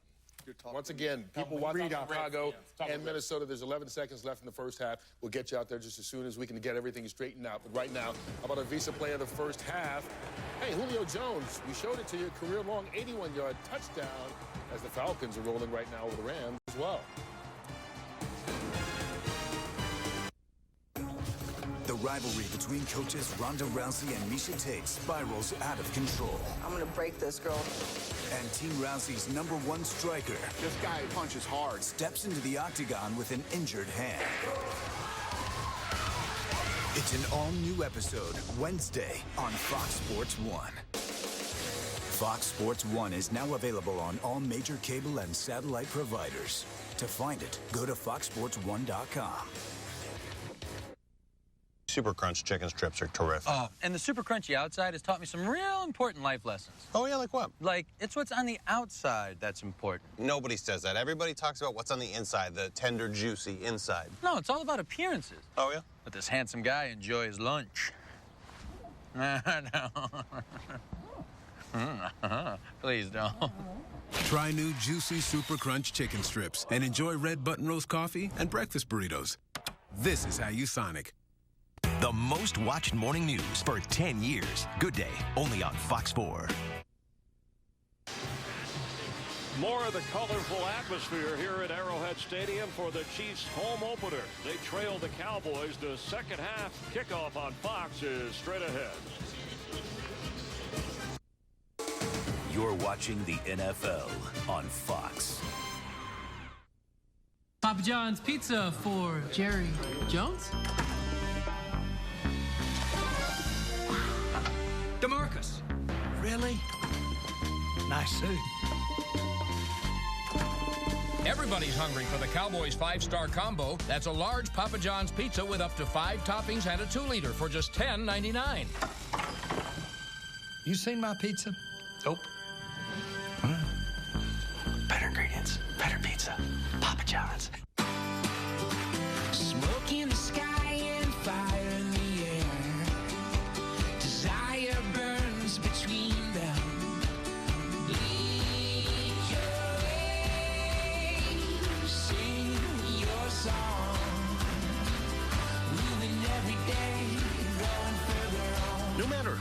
cheer for, we're all fans. Great tailgates start at Academy Sports and Outdoors. Right stuff, low price every day. Clarice Tinsley, only on Fox 4, the news leader. Every week on NFL Network, which means we make the first. Oh, yeah. The first. And the first. We make Andy Reid's first trip back as the Chiefs head to Philly. Let's go. Will Michael Vick and the high-flying Eagles ruin his homecoming? Chiefs, Eagles, Thursday Night Football, live on NFL Network. Together, we make football. I'm going to Kansas City. Kansas City, here I come. Oh, shit! Well, I might take a train. I might take a plane. But if I have to walk, I'm going just the same. I'm going to Kansas City, here I come. Tony Romo and the Cowboys have joined Kansas City. They'll get the football to start the second half at a 3-point lead after they trailed 7-0. Follow your favorite team all season long. Go to itunes.com/NFL. We heard that music moments ago. Little Richard with Big Tim, Tim Ryan, Chris Myers. We have Jen Hale down on the field. Glad you're watching the NFL on Fox. Andy Reid and Alex Smith bringing a revitalized approach to Kansas City in the offense, but so far the Dallas defense has done its job. Yeah, Dallas came to Kansas City and brought their quarterback and top receiver Dez Bryant, who were on their game, and certainly brought their defense. They've looked outstanding. Dwayne Harris will down it. Cowboys take over an offense at the 20-yard line. You know, during the week, Jason Garrett and Tony Romo were quick to point out to the Cowboys, Tim, last year they started with a big win over the Giants, but went on the road to Seattle. Fumbled early, noise, the Avalanche, they lost that game. They said, we're not going to let that happen again. So far, so good here in Kansas City. No doubt. Tony Romo spreading the ball around, started red hot to Dez Bryant. They have not gotten a lot out of the run game with DeMarco Murray, but love the ball distribution by Tony. And then, as impressive as he was, the defense, for me, more impressive. I mean, 109 yards of total offense for Alex Smith and the Chiefs. 3 sacks, and 2 of those by their best player, DeMarcus Ware. Romo to throw and complete for a first down. Right back to how it all started for this offense. Dez Bryant with his 6th catch of the game, and that puts him well over 100 yards. The total yardage, the time of possession, close. Yeah, this is really the big number, because once they eliminated Alex Smith as the runner, and he was lighting the Cowboy defense up in the first quarter, as soon as he was eliminated as a runner and they forced him to be a passer and staying in the pocket, it's been a different game. DeMarco Murray trying to find some running room. Knocked down. DeMarco Murray, the ball carrier. His 9th carry of this game. Now, when he carries 20 times or more, the Cowboys are 8-0. They're 2-8 when he doesn't. And last week against the Giants, he carried 20 times for 86 yards. Rough sled today. You see right there, not even 2 yards of crack. Dez Bryant, bottom of your screen, lined up against Brandon Flowers, the best cover corner Kansas City has. And is getting chewed up by Dez Bryant in this game. On 2nd and 10. Romo, middle of the field, wide open, getting across the 40 is James Hanna, who all of a sudden has become a target, the second-year tight end from Oklahoma. We got to give the Cowboys offensive line a lot of credit. I mean, Tony Romo, other than that sack by Dontari Poe, and we can just count 1001, 1002, 1003, 1004. 4 seconds to unload a check down to the middle of the field. This offensive line, Jason Garrett said it, coming off the Giants game, it's the best we have pass protected in 4 years, and it's held up today against this nasty Kansas City group who's been neutralized. 3rd down and 2. He's throwing and catching for the first down at the 45 is Dez Bryant. Dez Bryant was a guy, Stephen Jones was telling me when they drafted him, they knew there were some problems away from the game, but because of his athletic skill, they said, we'll get him in here, he'll handle it, he'll mature, and they've seen it happen season after season. Yeah, it's obvious that this guy physically, and now it's all lining up mentally in terms of his game and how he sees it. He's a great player. Also impressive impressive with this crowd noise, how there's been no miscommunication issues. Tony Romo's got him dialed in. Blitz is coming. Romo's throw right on target to Bryant, who fights for another Cowboy first down. And this blitz is coming from no man's land all the way back here. You're going to see him come. Look at the late blitzer with Quentin Demps right there. Tony Romo sees it. Des Bryant versus the off coverage, just runs the out route. And it's not supposed to look that easy against heavy pressure. Tony Romo's making it look easy right now to his #1 wide receiver, already having a huge day. Des Bryant is 6'2". He's been working against the 5'9" Flowers much of the day without a lot of help. Let's go, yellow lady. Yellow lady.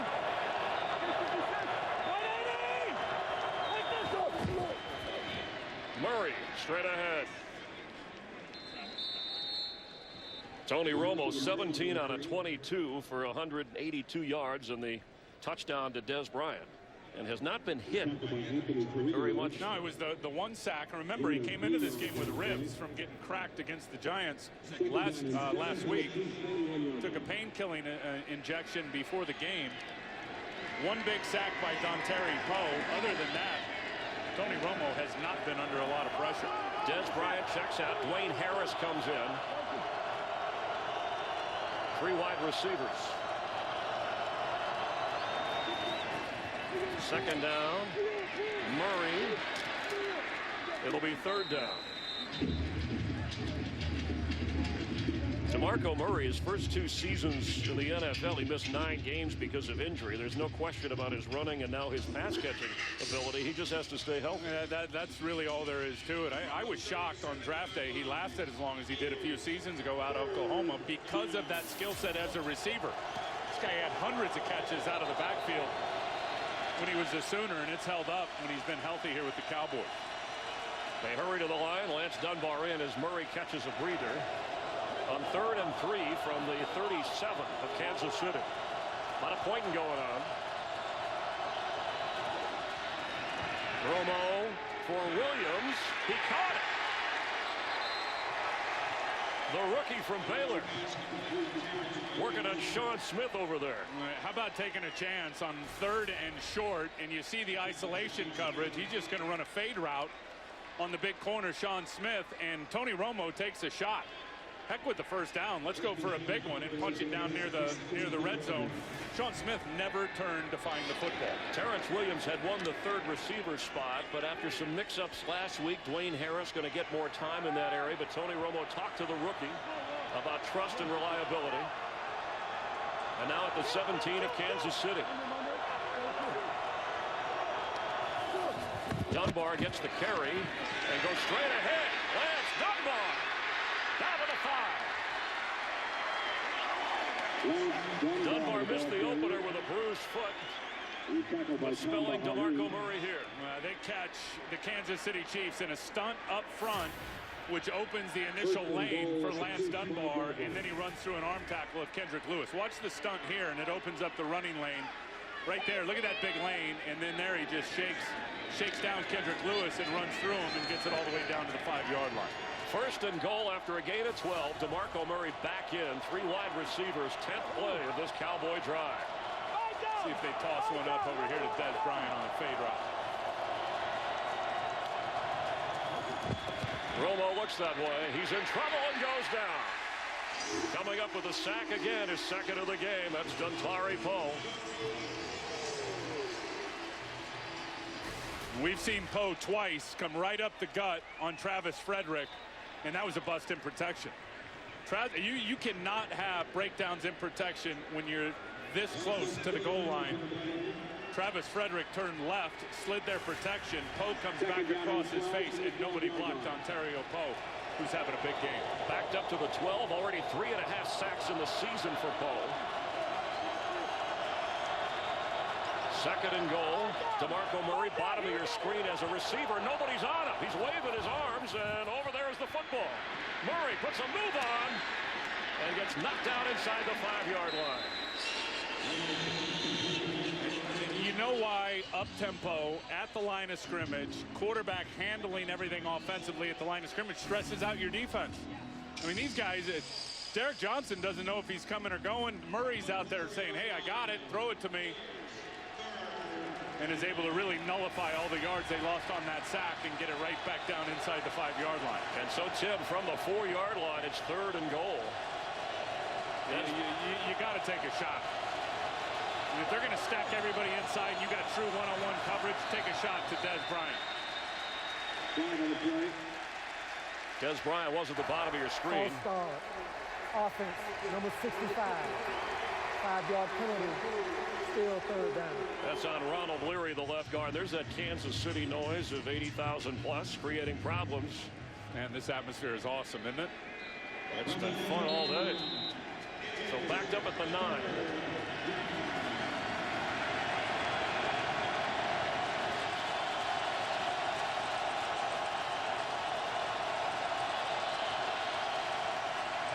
You got everybody up here, and then Dez Bryant down here all by himself to the left side of the field. Fakes the run, throws to Terrence Williams, who's brought down at his 4th down. I don't like that play call at all. Number one, you get close to the goal line, anything where it's going sideways, allowing a fast defense to get in pursuit. I think they'd have been much better off taking their chances with a one-on-one matchup with Dez Bryant and the physical disadvantage Flowers had out there trying to guard him. You know, and the Cowboys went to practice at their stadium, AT&T indoors, cranking up noise where it can be really loud so that they could prepare for the noise, whether it's a silent count. But you saw Romo speaking to everybody on the line who could hear him. So now a 30-yard field goal try. And Bailey delivers. He's 2 for 2. Remember, a missed opportunity that was blocked when Kansas City tried a field goal. And so Dallas, despite the frustration of Dez Bryant, who was left alone, they add to their lead, and they're up by 6. Today's game on Fox is sponsored by Southwest Airlines. Find our fares online only at southwest.com. By Chevrolet. Check out the all-new Chevy Silverado at the Silverado versus All event. By Miller Lite. It's not just a good time, it's Miller time. And by DirecTV. If you call yourself a sports fan, you've got to get DirecTV. After the 30-yard field goal, Jason Garrett has a 6-point lead. And missed opportunity. And that, to me, Jason Garrett didn't call that play. Bill Callahan's calling him. But that's when Tony Romo's got to change the scrimmage. I mean, you got a dominant matchup with Dez Bryant against Dez Flowers. Already 8 catches, up over 100. You got to give him a shot. Kyle Davis back in the end zone from the 20-yard line. Kansas City and Alex Smith will take over, trailing 13-7. Jim Ryan, Chris Myers, Jen Hale back in Kansas City, and the workhorse Dez Bryant, already 8 catches, doubling what he did in week 1. And the leading receiver in this game, 128 receiving yards and a touchdown, but was open. And Romo didn't go there, so they settled for 3. On first down from the 20. Come to the side. Hey, Whip, whip!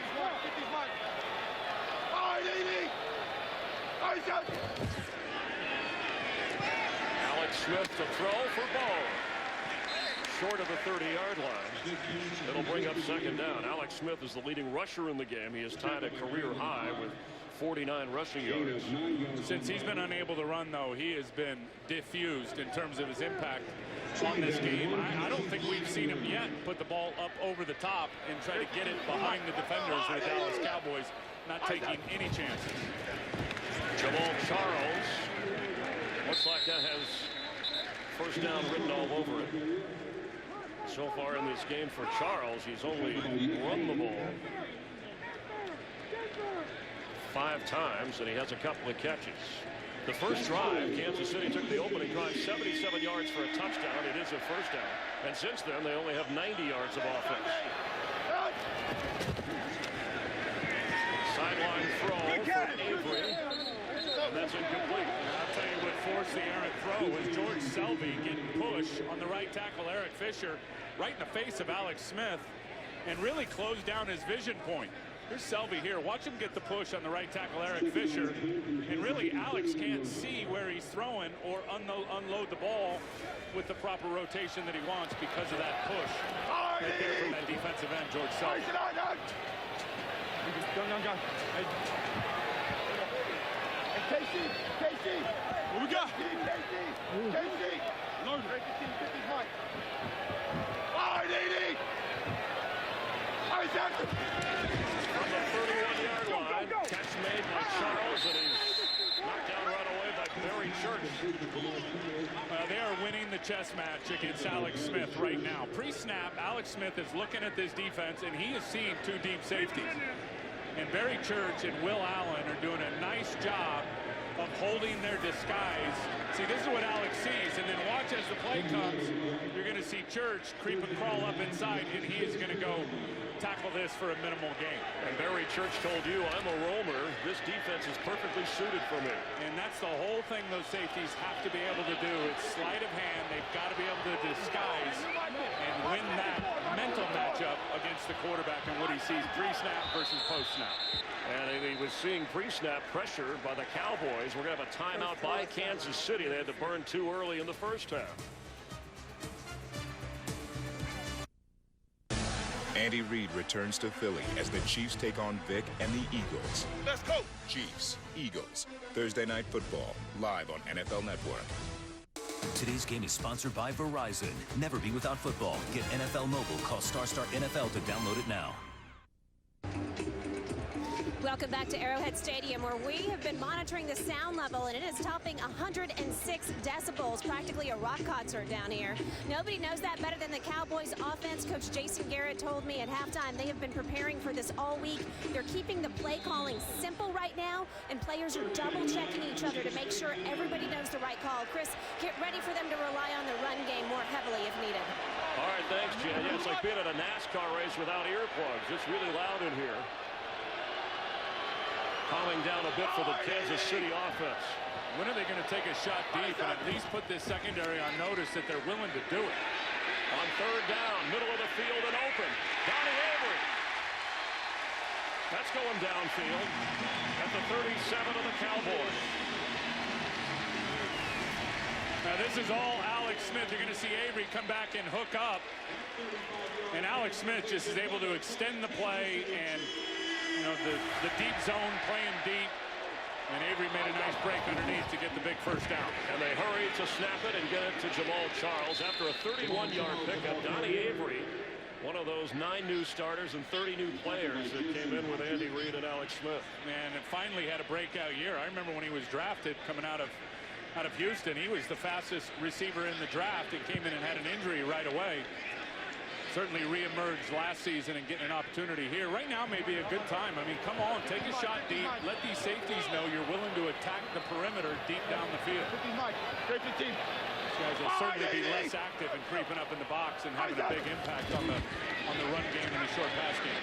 Alex Smith to Jamal Charles. Oh, what a hit that he survived. Knocking Claiborne out of his way. Maurice Claiborne already came in with a shoulder injury, Chris, and he's wearing that harness and just got trucked by Jamal Charles. Listen to this.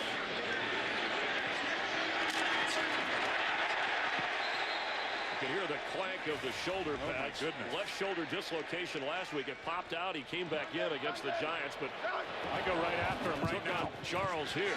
Alex Smith goes the other way. Incomplete. Was trying to get the ball to Dwayne Bowe. Well, and Alex Smith wanted to go after him. You could see he looked up there, saw A.J. Jenkins, the former 49er, matched up on Maurice Claiborne. Claiborne was in good shape in terms of the coverage, and Alex Smith's just not going to take a risk if a guy's got blanket coverage on him. It's that simple. 26-yard line of the Cowboys. Last week, Alex Smith put the ball up 34 times, had a couple of touchdowns and no interceptions. In fact, the Cowboys, number 6 turnovers last week. So far, no turnovers in this game. See if they get him moving the pocket a little bit to get away from this pass rush. Anthony Fasano.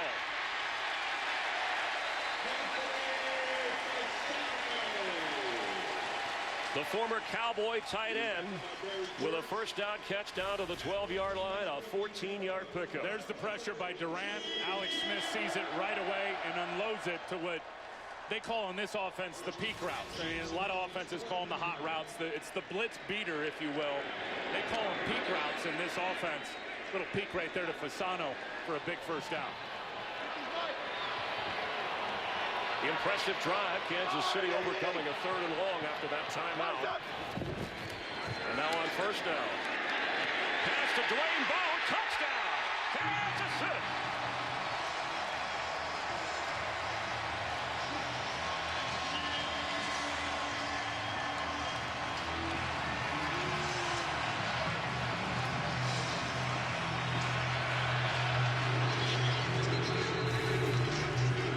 Really well played. Watch these windows open for Dwayne Bowe right there. Sean Lee out of position. Justin Durant out of position. Alex Smith lets it develop and throws a very nice ball. And Anthony Fasano down again in the end zone.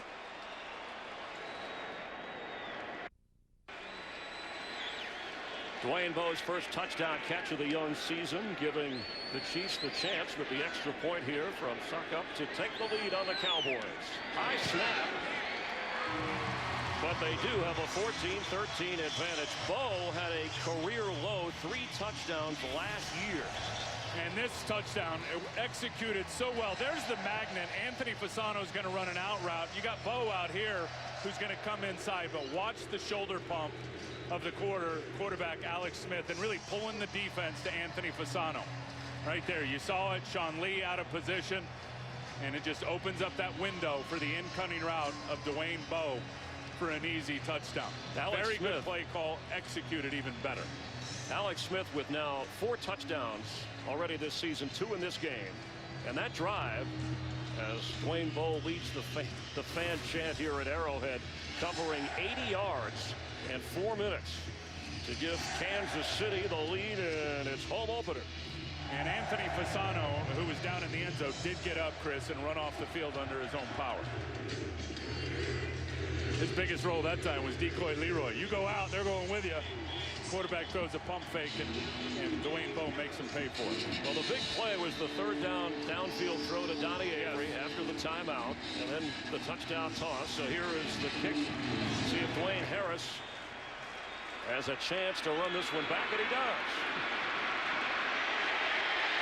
Dwayne Harris across the 31-yard line, setting up the Cowboys. And Tony Romo, a 34-yard return. Again, the NFC Special Teams Player of the Week. Never be without football. Get coverage of every NFL game on NFL Mobile. Call ** NFL to download. That's star. And that star on the helmet shining brightly today. Up against this frenzied crowd that is much more in it now that their team has the lead.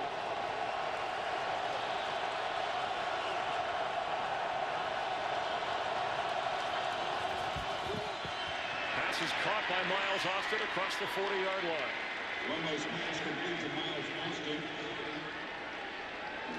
Two-time Pro Bowler, and again, his first start was here in 2009. I remember Jason Garrett saying how proud he was of not only the record-setting yardage for a Cowboy receiver. When you think of guys like Michael Irvin and Bob Hayes, that he owns that 250 receiving yards, but he said that Austin had not won a starting job that year. Instead of pouting about it, he fought hard, made the most of his opportunity.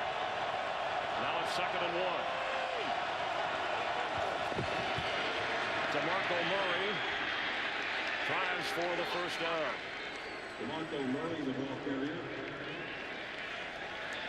Romo 20 out of 25 for 219 yards. Heck, he's 7 for 7 here in the 3rd quarter. Look at that. Each team producing points after a 10-7 halftime game. How about 64 right there? Brian Waters in there playing offensive guard for these Dallas Cowboys. 11 great years here with the Kansas City Chiefs. Was out of football, originally signed by Dallas.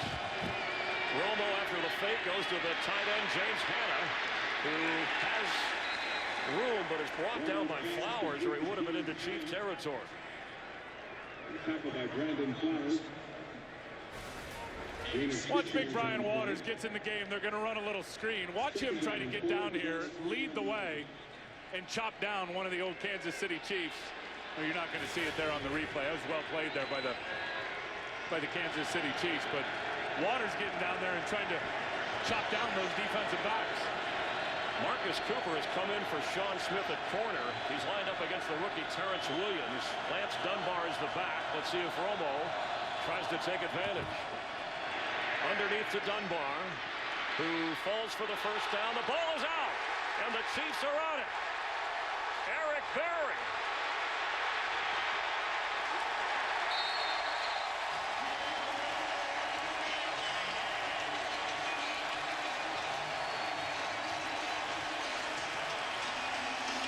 First turnover of the game.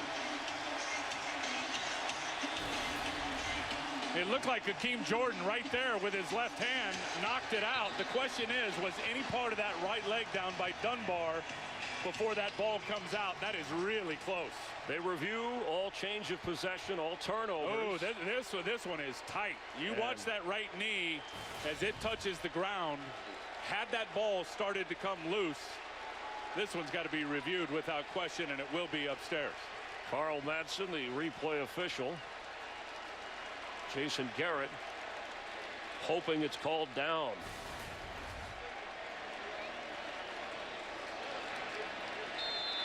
Oh, yeah, that right knee, it was so tight. Here's a better look at it right here.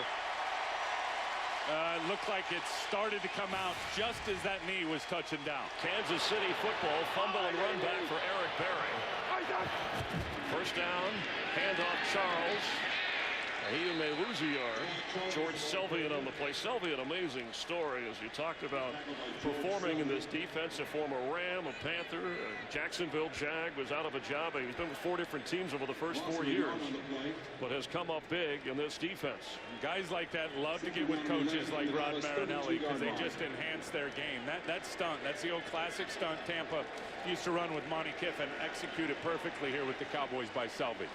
That is the end of the third quarter. The Chiefs lead the Cowboys 14-13 with Tim Ryan, Jen Hale, Chris Myers. We're glad you're watching. Fox NFL Sunday continues after a break from your local Fox station.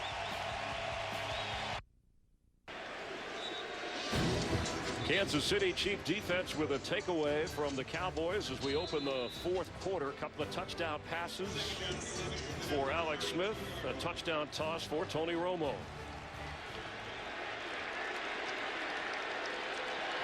We welcome those of you who are watching the Packers and Redskins. Tim Ryan, Jen Hale, Chris Myers. The Chiefs home opener. Kansas City after a turnover. They have a 14-13 lead in Cowboy territory. Alex Smith's throw is incomplete. It'll be third down, intended for Dexter McCluster. A quick recap. In the Kansas City Chiefs home opener, Alex Smith has equaled a career-high rushing. His touchdown pass here gave Kansas City the lead on the opening drive. Yeah, and then here comes Dez Bryant. 8 catches, 128 yards in the game, including the touchdown. And moments ago, Dwayne Bowe, his first touchdown of this season. And when Dallas was driving, Eric Berry came up with a loose football, and that's why Kansas City has it where they are. Yeah, and knocked out by Hakeem Jordan on Lance Dunbar, the backup running back. Caught and fighting to go down at the 22 is Junior Hemingway, who had a touchdown catch in the opener for Kansas City. And it's not quite a first down where they spotted it at the 22. So Ryan Suckup will come in to line up for a field goal.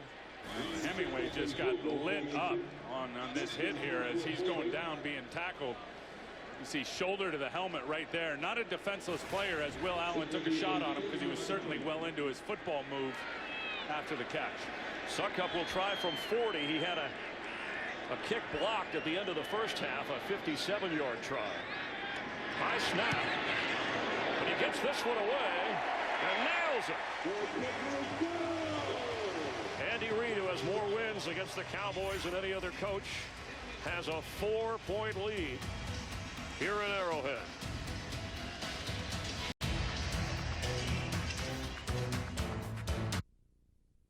Today's game on Fox is sponsored by Chrysler, imported from Detroit. By KFC, the official sponsor of Couchgating. KFC plus football equals Couchgating. And by Bud Light, official beer sponsor of the NFL. We welcome you back, and Jason Garrett trying to get the Cowboys to 2-0. First time since 2008 if they can pull that off. And Andy Reid, after 14 years in Philadelphia, familiar with Garrett and the Cowboys, trying to equal the win total of Kansas City for all of last year. How about That's what's that? on the line. Dwayne Harris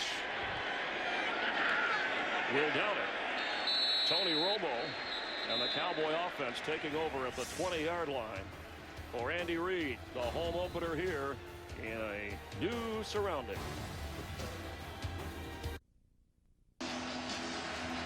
Cowboys trailing by 4. A first down from the 20-yard line. In 13 of the last 17 games, the Cowboys have been decided by 7 points or less. That's the most close games of any team in the league during that stretch, and they're in another tight one, 8-5 during that stretch. And hasn't it historically come down to a big play by Tony Romo or a big mistake late in games? He fakes and throws to Hannah, who falls for about a 4.5-yard gain. Just trying to make something out of nothing. Tony Romo has now completed 10 passes in a row. And this is the most pressure they've had from the outside on Tony Romo. Really in this game is Tamba Hali runs around Tyron Smith and forces Romo up inside, who really makes something out of nothing. That's where I've been most impressed with these Cowboys. And Tony Romo with the completion percentage, which is rocking good right now. But this offensive line, especially out on the edges, has done a terrific job versus Justin Houston and Tamba Hali. You see the hand signals because of the noise. And that pass, what a catch at a crowd for a first down. Gavin Escobar, the rookie tight end. That's just a super job of communication from the quarterback to the tight end. And you're going to see the pressure come off the side here with Tamba Hali. Tony Romo sees it the whole way, as does the second-round pick, Gavin Escobar, who adjusts his route, looks inside, takes a big shot, but not until after he picked up the first down. From the 33-yard line, DeMarco Murray, the running back. 12 carries, only 25 yards today. And let's remember, Des Bryant was smoking hot in the first half of this game, matched up one-on-one on Brandon Flowers. Romo's going to keep it and fall at the 37-yard line. Des Bryant with 8 catches for 128 yards and a touchdown. Beat a lot of single coverage early. Well, you could add another 30 on top of that if he didn't get the offensive pass interference call early in the game, which was a bad call by the official. Second down 6. Sean Smith is back in at one corner. Brandon Flowers is on Des Bryant at the other. There's the matchup right there at the top. In the slot is the rookie Terrence Williams, number 83. Pass goes to Williams. And let's check in for a game break with Joel Klatt.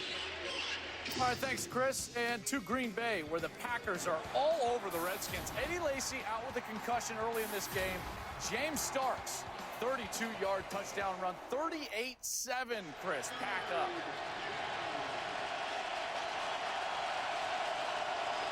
It's so loud in here, Joel. I don't know what you said, but it's a third down and 5 for Dallas. This is one area where Dallas has really struggled today.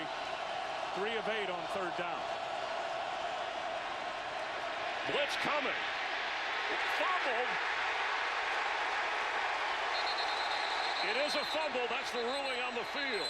Yeah, it was a fumble. Ron Parker knocked that ball out before Tony Romo had the arm going forward.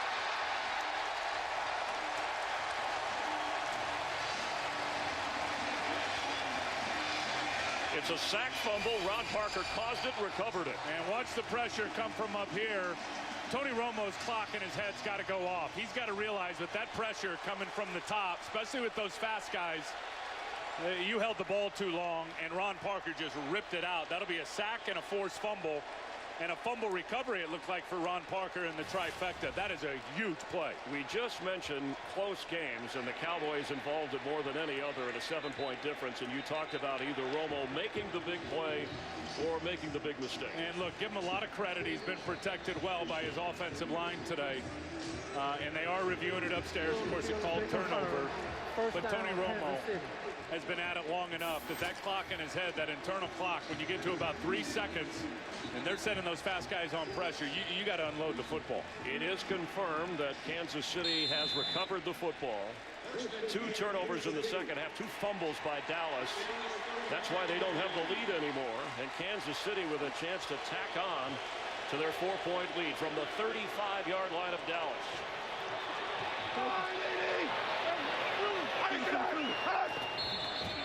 Now Jamal Charles is going to get a false start. False start. Offense, number 25. 5-yard penalty. Still first down. The energy in this building for the Chiefs home opener. A 2-win team last year. 4 Pro Bowlers on defense. 6 total Pro Bowlers. And Andy Reid comes in. They bring in Alex Smith at quarterback and have a chance to start out 2-0.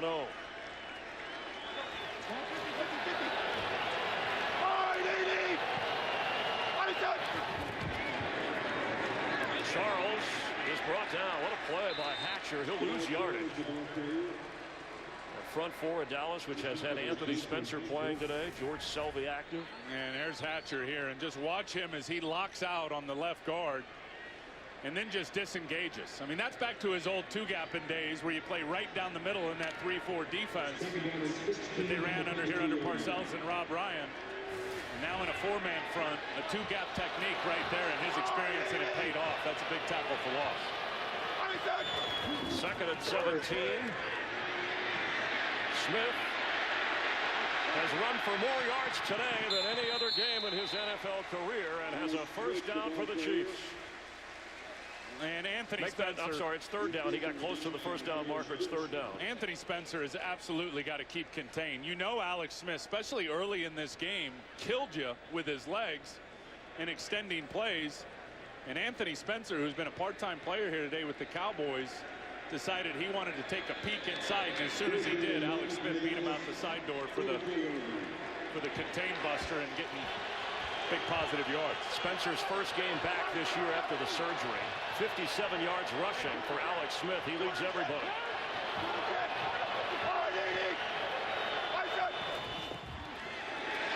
And there is a sack from Bruce Carter. 4th down and field goal range with a big question mark. Alex Smith's got to see that. You got both inside linebackers mugged up here in the middle, and Carter just blows by Jamal Charles. What a play, because the 4th sack of the game erased any field goal possibility. Colquitt is on the punt. And we've seen that a couple of times today where Monty Kiffin has just dialed up that inside pressure on Alex Smith. Sean Lee the first time, that time it was Bruce Carter. Both times ended up being big plays, destroying Jamal Charles in protection. Would have been a 58-yarder had they decided to try and kick the field goal. Instead, they're going to play the field position game. And Harris has it at the 15-yard line. Always a colorful atmosphere in Kansas City. Optimism running high with a new sheriff in town. Today's game is sponsored by the Samsung Galaxy S4. The next big thing is here.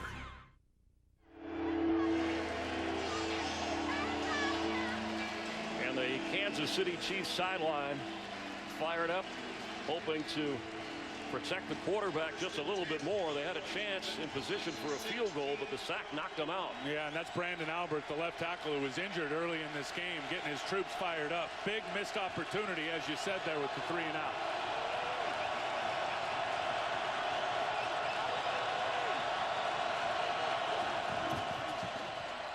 Tony Romo. Incomplete. Here comes a flag. Miles Austin was in the area. And Miles Austin looked like he ran the wrong route, ran an in-cutting route. Tony threw it to the outside, but it looks like they're going to get a foul here on the defense. Holding. Defense, number 27.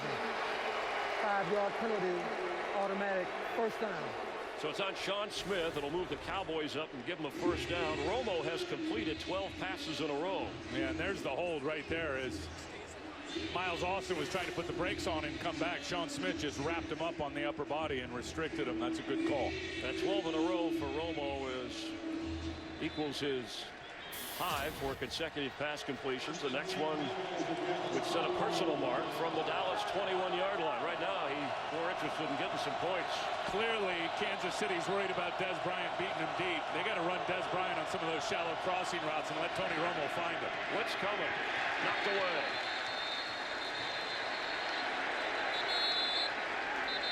Tyron Smith going at it with Dontari Poe, who has a couple of sacks in this game. And watch the linebacker here take away this slant throw. Tamba Hali comes on the pressure. Derek Johnson is going to jump right out the inside linebacker and get in the throwing lane to cloud it up for the vision of Tony Romo.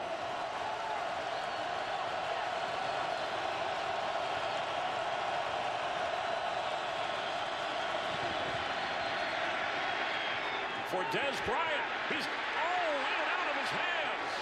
He had it at midfield. That's a great throw from Tony Romo. Jason Garrett knows it. Another missed opportunity.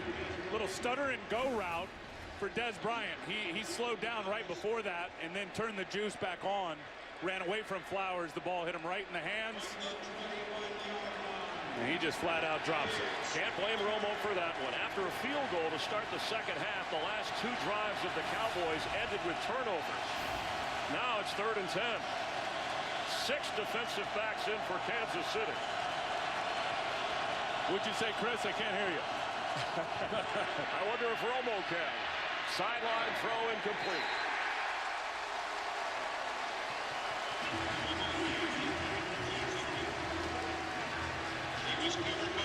The Chief defense digs in, and now Dallas forced to punt. Now, there's just nowhere Tony Romo was going to go with the football in terms of an open receiver, and his back against the wall on their own 20-yard line. He was not going to take a risk. He just threw it away. A punt's okay. Chris Jones to punt, standing at his 6-yard line. Dexter McCluster, who's capable of breaking one, has it at the 30. A knockdown at the 36-yard line. A 49-yard punt and a 6-yard return, but the Chief defense putting its signature on this game.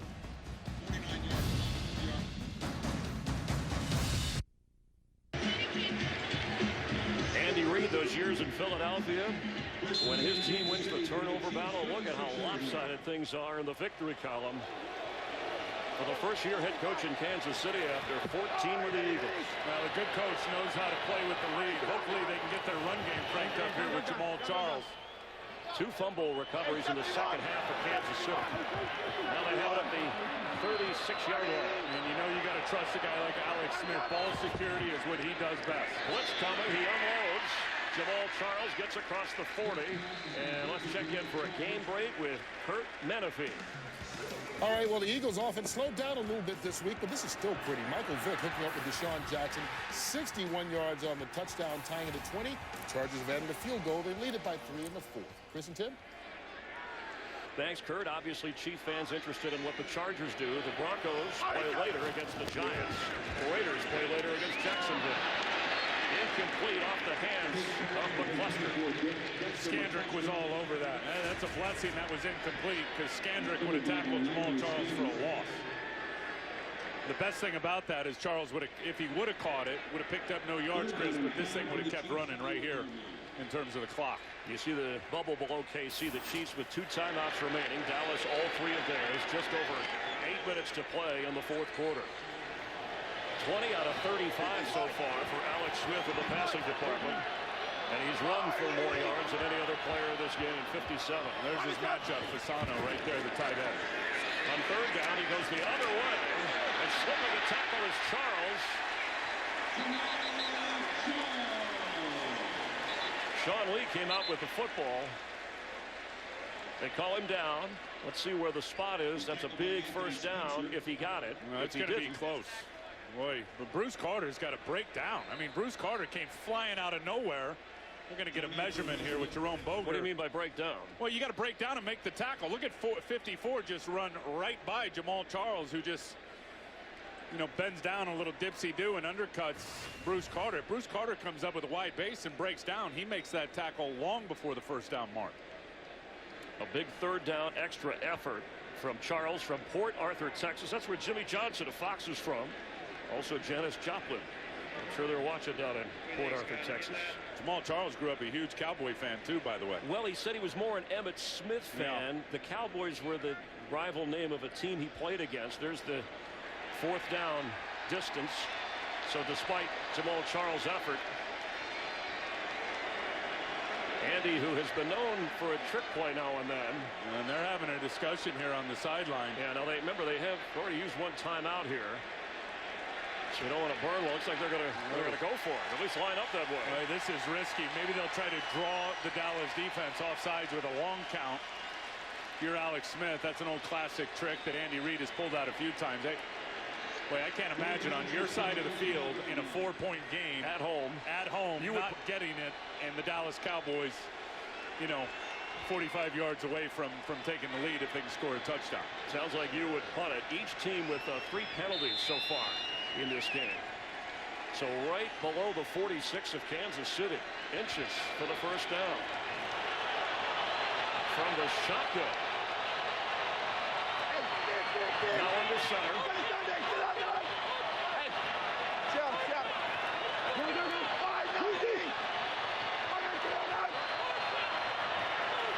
Let's see him try to draw him off sides. Get a delay of game, more room to punt. You know Andy Reid well. And so do the Cowboys and Jason Garrett. You know what they call that? Holding your water. Hold your water on defense. Chris, what does that mean? Hold your water? You can hold my iced tea during the timeout. 17-13 with just over 7 minutes to go. Look at Andy, a little smile on his face. We tried. What the heck? He's enjoying himself. I'll tell you what he's enjoying, to be honest with you. He's enjoying coaching again. I mean, so far, so many years in Philadelphia, he kind of got away from the coaching. I think a big reason why he didn't hire Marty Morton-Henwig as his offensive coordinator, really his comrade for so many years, is Andy wanted to get back and teach this offense again, which he is really enjoying doing. Colquitt standing at the 26 of Kansas City. Now, you still could try a fake here. Looks like we have a penalty flag. Offense, number 54. 5-yard penalty. Fourth down. Desmond Moses called for the infraction. Colquitt went to the Pro Bowl. Now that's 10 yards of hidden yardage right there. I mean, you took the delay of game on the big fourth down, and then you get a penalty on Moses. Now that's 10 hidden yards that could pay dividends for the Cowboys. And Dwayne Harris, who has sparkled for the Cowboys on special teams, one of the backup receivers standing at the Dallas 20. What a kick. Oh.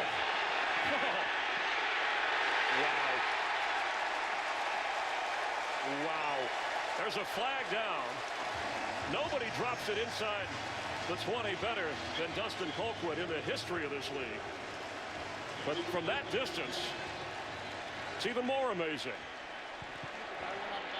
Well, someone, the official on the sideline has his hat off, which tells me someone was out of bounds and didn't angle to get right back in. And if that's a member of the Chiefs, that spells disaster on what was a 64-yard punt that stuck right inside the 3-yard line. And let's see what this call is, because the ruling is now illegal touching.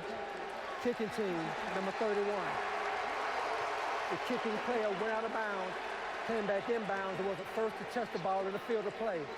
And because this foul occurred inside the 5-yard line, the result of the play is a touchback. That's Marcus Cooper, and now it's a touchback. And that's just a young man's mistake. And you saw him step out of bounds right there as he was trying to get to the football, then step back in. By rule, can't be the first guy to touch it.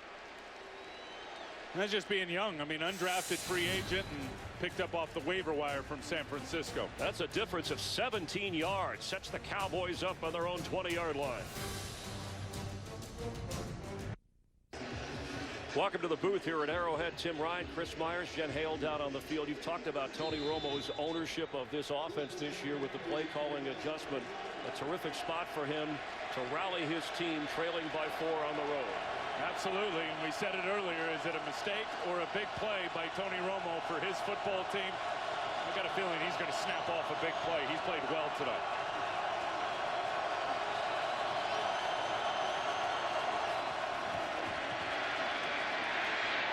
behind Miles Austin, but he went back and caught it for a first down, getting across the 30-yard line. Now, Des Bryant has been shut out in the second half here, Tim, for the most part. That's the third catch of the game for Austin. Well, they haven't gone to him a lot, and the one big one down the sideline on the last drive, he just flat out dropped. That's what Tony Romo is going to do now, ownership of this offense. He sees two guys covering Des Bryant. Now he's matched up one-on-one. Up here, Tony typically is going to go to the receiver that's got the better matchup.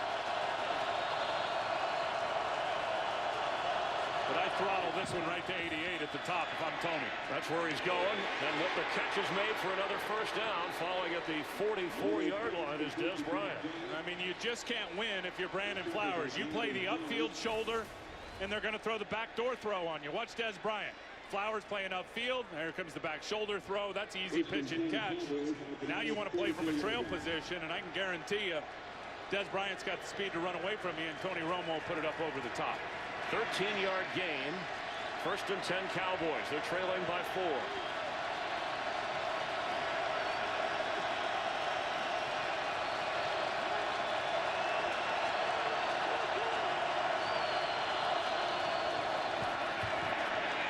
Time from the pocket. Unloads to Jason Witten. He falls down short of the 49-yard line. Justin Houston ran him down. Well, there was nobody open because they were limited, Chris, in the number of receivers and weapons down the field, because Kansas City lines up in what looks like a pressure package with the two inside linebackers up at the line of scrimmage. They force the Cowboys to keep their running back and tight end in for max protection, and then they just drop out. They ended up with 7 defenders really on just 3 targets. But the good news is the Cowboys at least got 4 yards. Correct. To make this manageable on second down. Yeah, good patience by Romo throwing to the check down.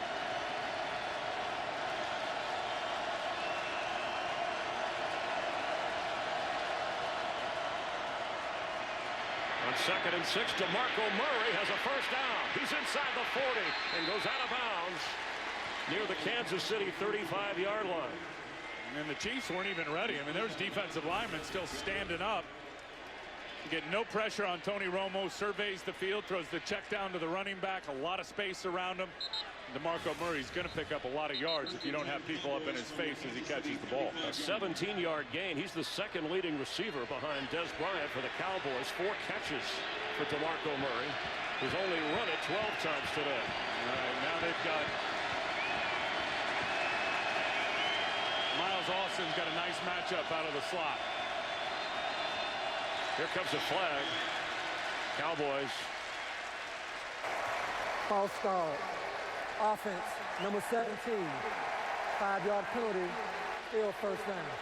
That'll back him up the call on Dwayne Harris.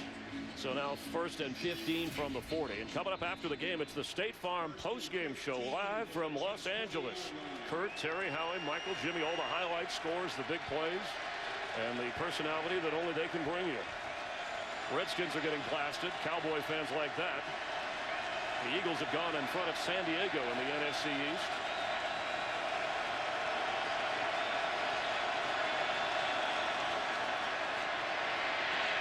High and incomplete.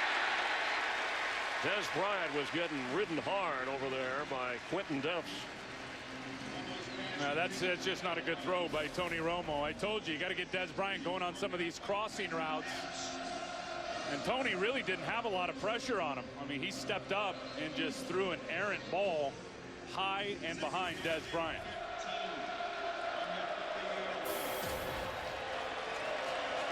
Now second and 15, you see what Tony Romo has done when the game is on the line.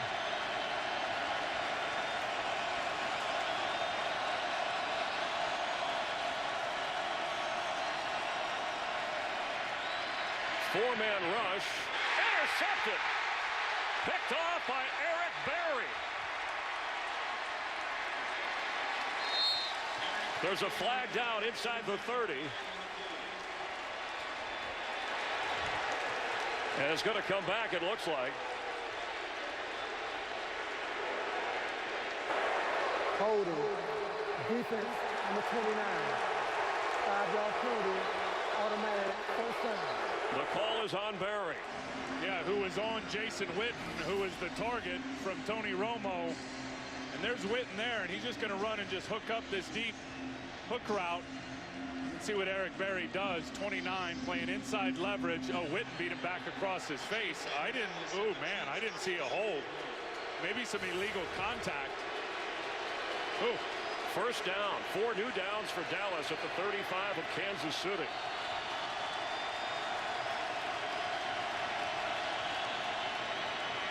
Romo's throw. That was almost intercepted.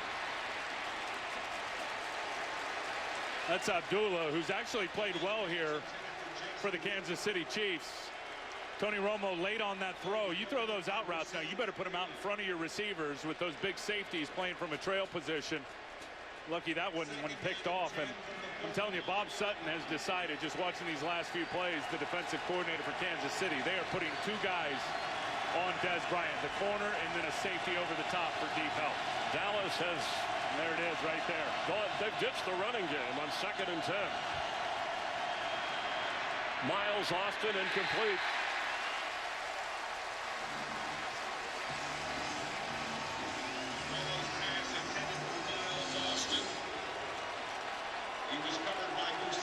Now it's 3rd and 10. You're already looking at about a 52-yard field goal.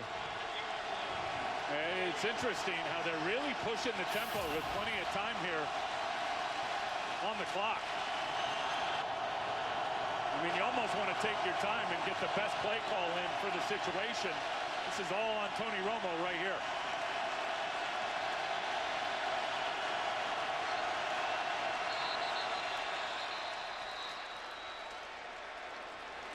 We have a timeout. Timeout, Kansas City. They're second. Chiefs have 1 timeout remaining. They must have seen something here they wanted to make an adjustment on. And that's what that hurry-up did. Yeah, to the that's defense. probably the silver lining of Tony Romo in this situation, playing the hurry-up offense. I know you're having a good time now, Tim, but wait till next week on Fox NFL Sunday. The Cowboys will take on the Rams. Andy Dalton of the Bengals get Aaron Rodgers and the Packers. There's other regional action. It all starts with the Fox NFL Kickoff Show, 11 Eastern on Fox Sports 1, followed by Fox NFL Sunday at noon Eastern on Fox, wherever you're watching and however you're watching. We appreciate you being with us. Post-game highlights on Fox Sports 1 from around the NFL. 3rd down, 35-yard line. They need 10. Des Bryant is trotting to the right side of Romo, bottom of your screen. And they got 2 over 1 on him. Miles Austin's got to beat a safety. It's really that simple.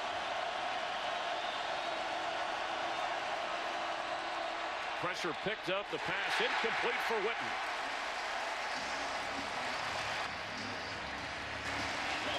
Now you got to decide on a long-range field goal. Yeah, not so sure about the adjustment because here comes the pressure. They could have easily had Miles Austin just on an easy little slant route, a little vertical route. Instead, they ran a crosser with Jason Witten, and not a good throw by Tony Romo. Dan Bailey to try a 53-yarder. He's already made a 51-yard field goal in this game. The holder is the punter, Chris Jones.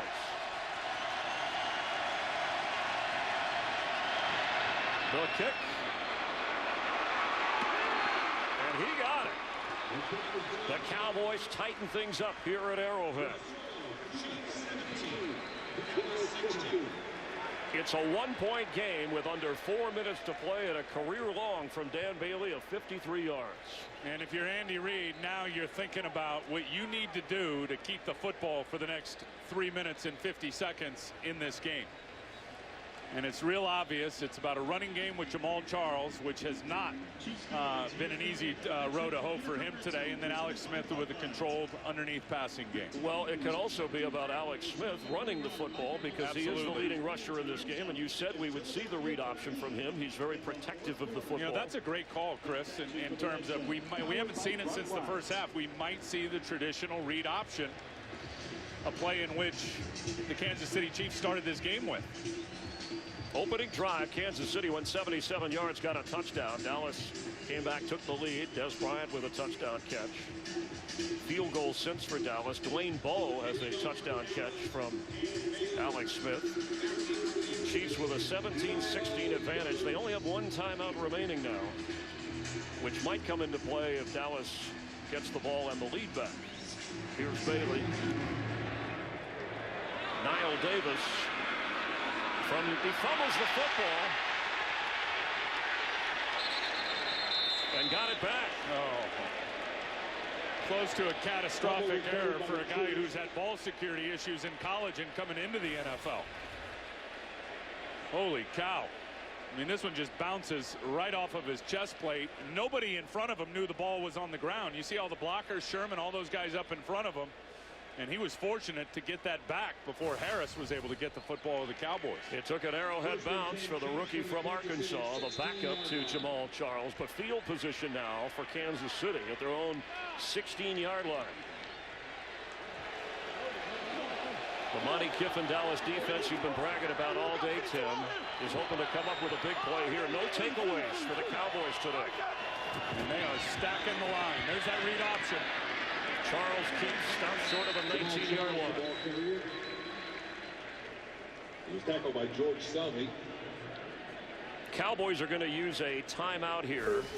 They'll have 2 remaining. And you're going to see Alex Smith here in the read option, the 2-back read. He's just going to turn it, put it in the belly. You saw his eyes right there on DeMarcus Ware, the outsider defensive end in this 4-man front defense for the Dallas Cowboys. And as soon as he saw DeMarcus Ware up the field, he just turned and handed it, going back the other way to Jamal Charles. Alex Smith has played a error-free, low-risk game. And now with the ball up at the 19-yard line, it's going to be 2nd down and 7. Chiefs have 1 timeout, Dallas has 2, and of course you have the 2-minute warning. If you're going to put the ball up here, you're Alex Smith, you have to be extra careful. Yeah, I think it's all about ball location. If you're running the slant and in-cutting routes with your receivers down and low to the inside, or just let them clear it out and throw the check down to your tight end or your running back. Charles is the leading receiver for Kansas City today with 8 catches. He gets the carry and fights for the first down. A big run from Jamal Charles. I'll tell you one thing. You get a cutback run, you better defensively stay on your feet. Watch these guys over here, in particular George Selvey. As soon as Selvey gets chopped down to the ground and Jason Hatcher gets pushed, watch the lane open up for Jamal Charles as he cuts it back right there and is able to pick up an extra 5 or 6 yards. And Dallas had to use their 2nd timeout, Tim, so they just have 1 timeout remaining, and then again the 2-minute warning. And that was a huge play for the Kansas City Chiefs, who have not gotten their run game cranked up all day. And that was the best run of the game for Jamal Charles. He has 10 attempts for only 22 yards, but as I said, he's been their leading receiver in the checkdown department. 28-yard line of Kansas City. Andy Reid trying to play keep away from the Cowboys. See it. Hey, on. Top it, boy. Charles has room. First down.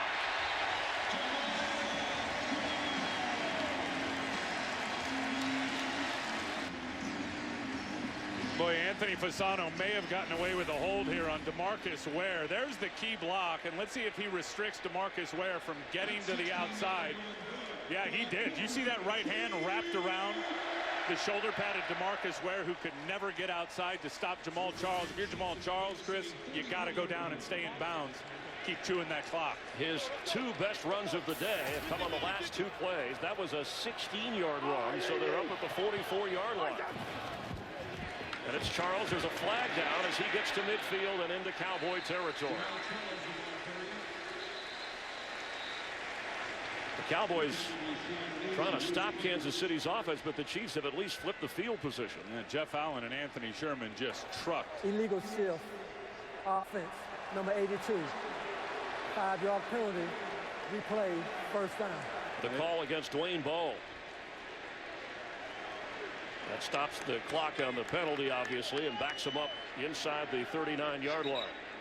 Self-inflicted wounds, Chris, in big situations can come back to haunt you as the play clock is stopped once again, conserving time for the Dallas Cowboys if they do get the football back and try to make a comeback. Hey, kill. You heard kill. Charles. A healthy chunky yardage back up near the 45-yard line. It'll be second down. Not a lot of people are playing with the fullback in this league anymore. They went out and got Anthony Sherman from the Arizona Cardinals, and watch this lead block on that guy right there, Sean Lee. Boof. Just clearing it out for Jamal Charles to pick up some much-needed yards. He got 6. Dallas uses its last timeout. And in the last 3 carries, Jamal Charles has put up nearly 30 yards. Now, this year, no fumbles. He has had in the past a history of fumbling the football, and the Cowboys do, of course, prey on takeaways, or at least that's one of their new mantras. They don't have one today. They need one here.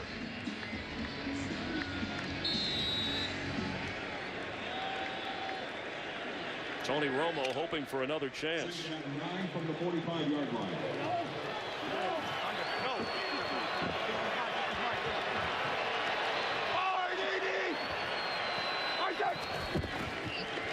Charles has room again and gets to the 49-yard line. It'll bring up third down.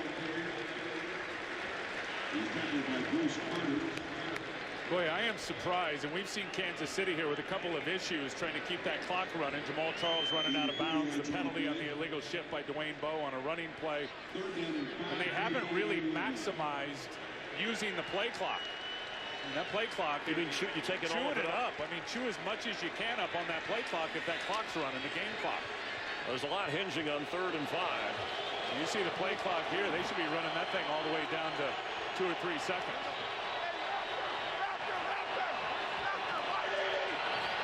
Now they better hurry up. Here comes a flag. That's a huge error. Yeah, maybe that's why they didn't take it to the limit. That's a huge error. A veteran quarterback. Before the snap, delay of game, offense, 5-yard penalty, replay, third down. We should be inside the 2-minute warning for the Kansas City Chiefs here, who have certainly had issues keeping the clock running, Chris. Jamal Charles running out of bounds. The 2 penalties with a running clock. Not good. Those things will come back and get you. And now third down, 10.5 we'll call it. And the Cowboy defense can give the offense another opportunity with a stop here. And this is where they thrive, on an errant high throw from a quarterback, so they can just pick it off after the tip. Pass is knocked away. Here comes the flag. All over the back of Donnie Avery was Morris Claiborne. Ooh, I don't know. And this is going to be a tough call. I'm not so sure Claiborne had a significant pass interference. Defense number 24. Foul to foul. Automatic. First down. I don't know if he had a significant effect on Donnie Avery with the ball in the air. Can't see it right there, but Donnie Avery just looked like he fell down. Unless Morris Claiborne grabbed him with that left hand around his back and turned his body, I didn't see that call. We have had some debatable calls from the officials on pass interference this afternoon, both offensive and defensive. But what's important now from midfield is 4 new downs for Kansas City, and the Cowboys have no timeouts. Charles stay in bounds. He does just that. Jamal Charles, we'll have the stop at the 2-minute warning. Let's see another look at this pass interference by Morris Claiborne on the in-cutting slant route by Donnie Avery. Out to the right of your screen. Still couldn't see if Claiborne actually had material effect on Donnie Avery when that ball was in the air. It didn't look like it at that point. Second down 10. We have reached the 2-minute warning. The Chiefs have the lead, and they have the football.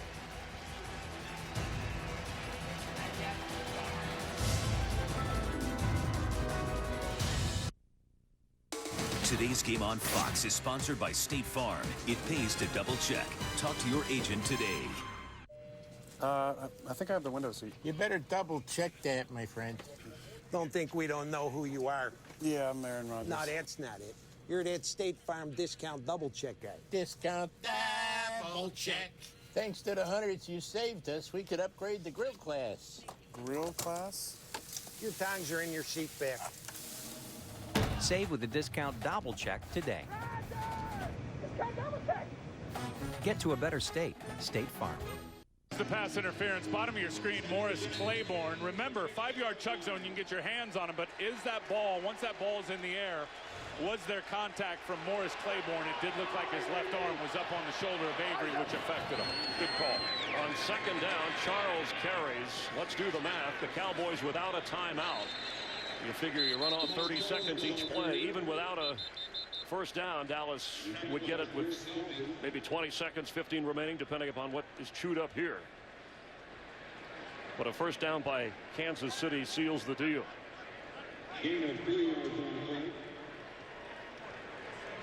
Clock continuing to run at 1.5 minutes on third down.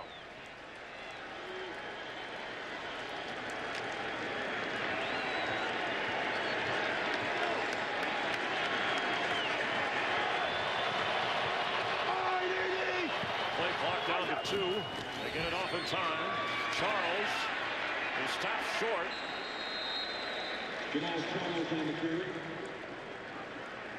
And it is fourth down for Kansas City from the 41 of Dallas. Tough decision if you're Andy Reid. I mean, conventional wisdom would just say punt it away. They're going to let the clock run as long as they can and maybe use their last timeout. So the play clock, you see the difference. Right. 10 seconds will come off, and so they'll have about 30 seconds left. If in fact the Dallas Cowboys, I mean, if Kansas City chooses to punt it, Dallas will have about 30 seconds. I would think, Tim, to return it. I mean, it's only a 1-point game. A field goal beats you. You got to punt it if you're the Chiefs. Yeah, I agree with you. They're going to take a delay of game, and with 29 seconds, the Chiefs will line up to boot it away to Dallas, trailing by a point. Coming up after the game, the State Farm postgame show live from Los Angeles. Highlights of all the games today, including the Packers outscoring the Redskins.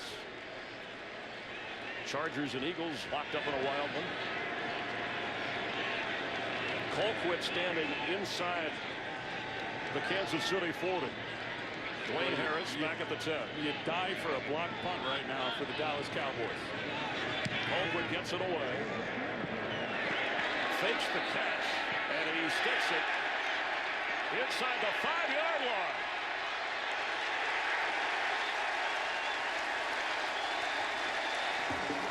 What a weapon Dustin Colquitt is for Kansas City.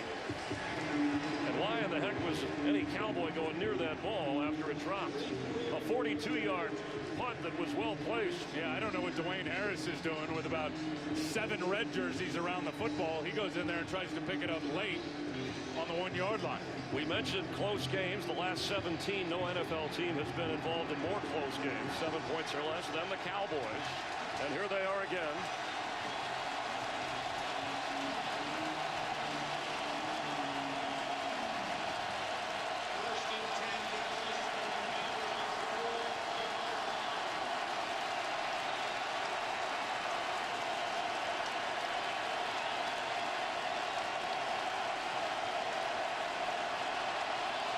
Got a couple of options here.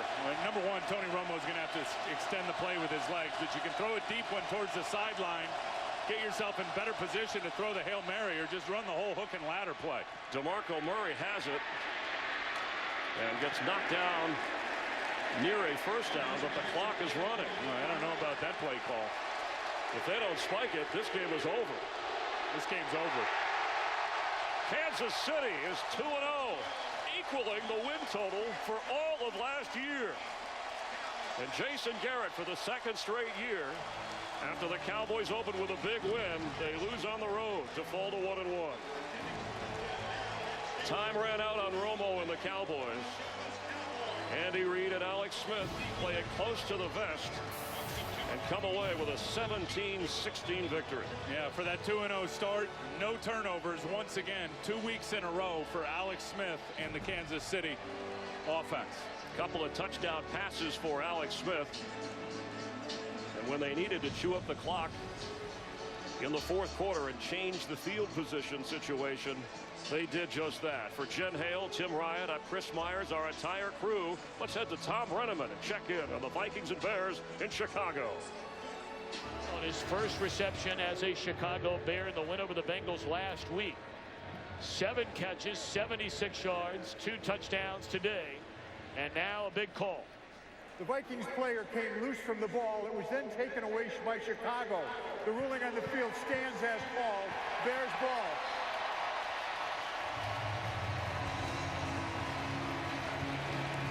So that should just about tie a ribbon around this one off to the strip by Costanzo on John Carlson. You can see kind of lands on the Bear player not being down as the ball's coming out. Bears a hard-earned victory here. You got to feel for the Vikings. They played hard. They do. Tom, like we said, I can't think of a single thing that didn't happen in this game. We've covered it all. Kickoff return for a touchdown. Fumble recovery for a touchdown. Interception return by a touchdown. An interception by a defensive tackle in the end zone. An Adrian Peterson fumble. A last-second touchdown. This one had it all. The Bears go to 2-0. Minnesota 0-2. And right now, we join Dick Stockton, Rondé Barber, for the conclusion of the Panthers and the Buffalo Bills. Welcome our audience to this finale here as the Panthers leading the Bills, and the interception by Colin Jones, and a flag goes down. Colin Jones picking off E.J. Manuel. The Bills needing a touchdown and an extra point to win this game. Pass interference, 59. Defense. And it's pass interference on Luke Kuechly, and that will result in a first down for the Bills. And they'll have the ball at the 11. Luke Kuechly is one of the best linebackers in football. You see him sitting here in the middle of the field playing cover 2. He grabs Stevie Johnson, which allows the safety to make that interception. Inopportune time for a pass interference penalty for the Carolina Panthers. On the 11-yard line, E.J. Manuel flush from the pocket, and the rookie at the 5-yard line gets hit, trying to get the first down, and maybe shy there. And it was Munnerlyn. And the clock showing 6 seconds left, no timeouts left. It's right here for the Bills. Right here indeed, Dick. He might have one shot to go to the end zone. He can't have a long developing play that doesn't score. Let's see what Nate Hackett comes up with here at the end of this game. It'll be 2nd and 1. Forget the 1. They've got to get it into the end zone. Carolina trying to stop him and win the game. Here's Manuel with a fade and wide open. Touchdown to Stevie Johnson.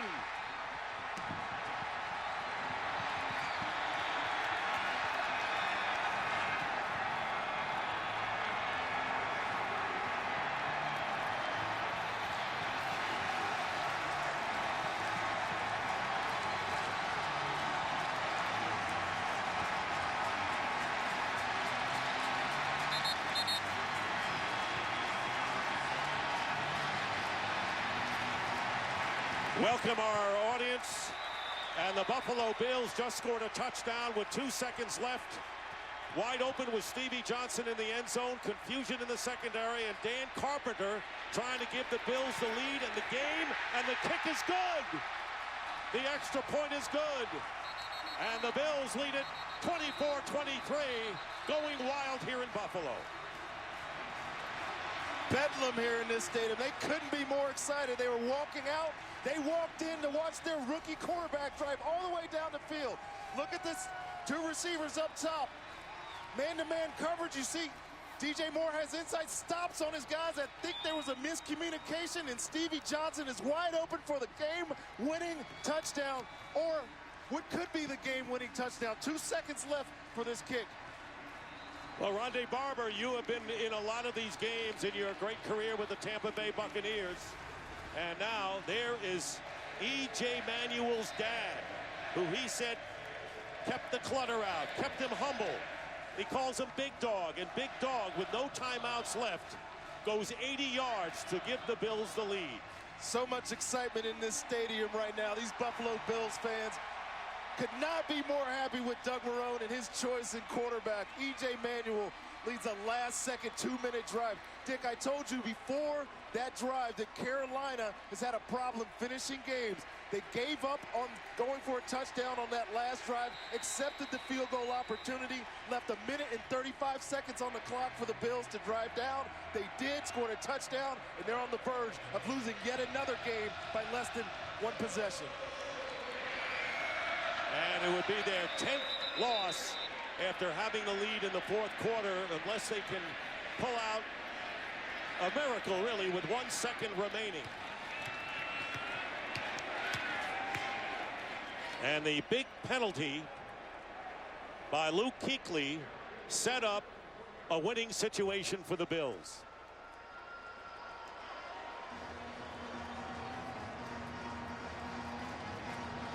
You're going to see about 4 or 5 Bills defenders come down, stand on the end line. So the only chance for Cam Newton is Hail to Mary, heave it. Hail Mary plays are situational football. They practice this a lot.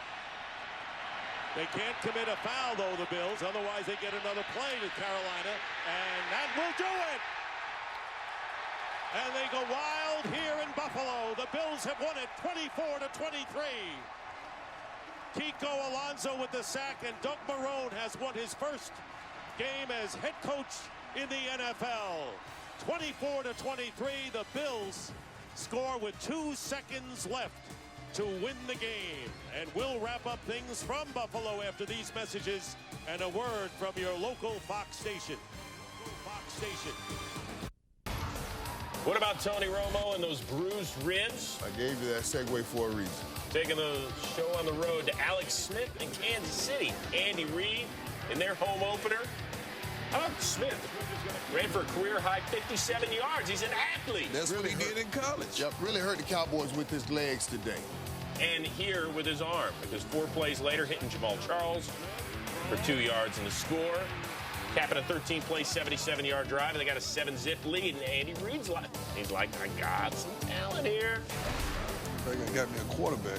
Des Bryant, last week, 4 catches, 22 yards. Michael, how'd he do on Sunday? Hey, man, he did what he does, man. He went over, he went under, he made some plays. They just didn't give him enough help to win that game. 53 yards on that pitch and catch, set up a Dan Bailey 51-yard field goal. Next Cowboys possession, Romo to Bryant, and look at it, making the 88 club proud. Man, a layout. Nice full stretch go. layout. Nice stutter go, set him up, stacked him, which means he got in front of the defensive back where he couldn't catch up with a great play by Des Bryant. And 3 plays later, Romo to Bryant. He had 5 catches for Hundy in the first quarter. Cowboys up 10-7. Third quarter, Chiefs now down 6. Smith, he's not going to wow you with the fantasy numbers, but he was efficient, finding Dwayne Bowe. By the way, what do you think of the all red? I like those unions. I like those unions. Okay. It fits with the cedar red when you go to play in Kansas City. Yeah, Alex Smith played a sharp, smart game. Fourth quarter, boys down 4, Romo to Bryant, but Michael? Man, this right here has to be the one. He has to think about. He's thinking about this all day right there because you catch that, you still have room to run. Next time Cowboys get the ball, Romo looking for Jason Witten, and it's Eric Berry. He had 2 INTs on the day. Problem is this one's coming back because, well, Eric Berry called for holding. So the Cowboys get a field goal. They're down just 1. Big play. 3rd and 10, 2 and change to go. Smith to Donnie Avery, but Morris Claiborne called for a little PI. Chiefs would run out a substantial amount of the clock, and they're 2-0. Meantime, the Cowboys fall to 1-1. This game came down to just a possession here, a possession there, and when a team can, eat the clock as well as they did, the game is going to come down to a few plays, whether you make them or you don't. I thought we had a good plan. I thought we did a good job. We did some things that gave us a chance to win this football game, and we put ourselves in position, and we did. And ultimately, that's all that matters. No one cares about the other stuff, and in 4 weeks from now, it's still going to be a loss, and that's tough. Michael, what happened? They didn't practice forcing turnovers this week? No, I'm sure they did, but obviously it's something when you get 6 turnovers the week before. Don't you think Andy Reid preach making sure we don't turn the ball over all week to his team. It's what you call coaching the situation, just for anybody else to understand. You going to let him get away with that? That is what happens. Get away with the truth? Well, I gave you the MMLB. The Matthew, Mark, Luke, and John, the MMLJ. Okay.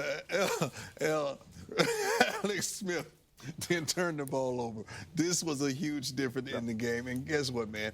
Tony Romo is a phenomenal quarterback, but you can't give him 16 carries for 37 yards as a team and expect him to come out there with a victory, because now the onus is on him to matriculate the ball down the field, throwing the ball. Dez Bryant, they solved that problem. Dez Bryant showed up, and he showed up big today. Somebody else needed to show up to help him, but not turning the ball over with Andy Reid's offense and Alex Smith running this thing into him. It was phenomenal today. The Chiefs are no longer the Chiefs of the past. They're a new team, man.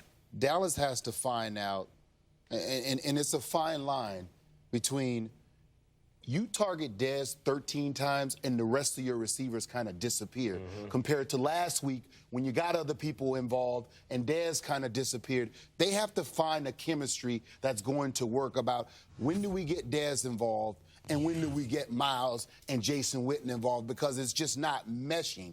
When you target Dez 13 times, it's like the other guys, they're not even playing. They're not even there at times. You can't blame Jason Garrett. No, I'm not saying it's his fault. That's what the fans can't do. They fixed the problems they had on defense. Last week they gave up 14 explosions. This week they only gave up 4 explosions, which means 15 yards or more. They fixed that problem defensively. But still, I like what you're saying, Marshall, because it seems like Witten is his blanket.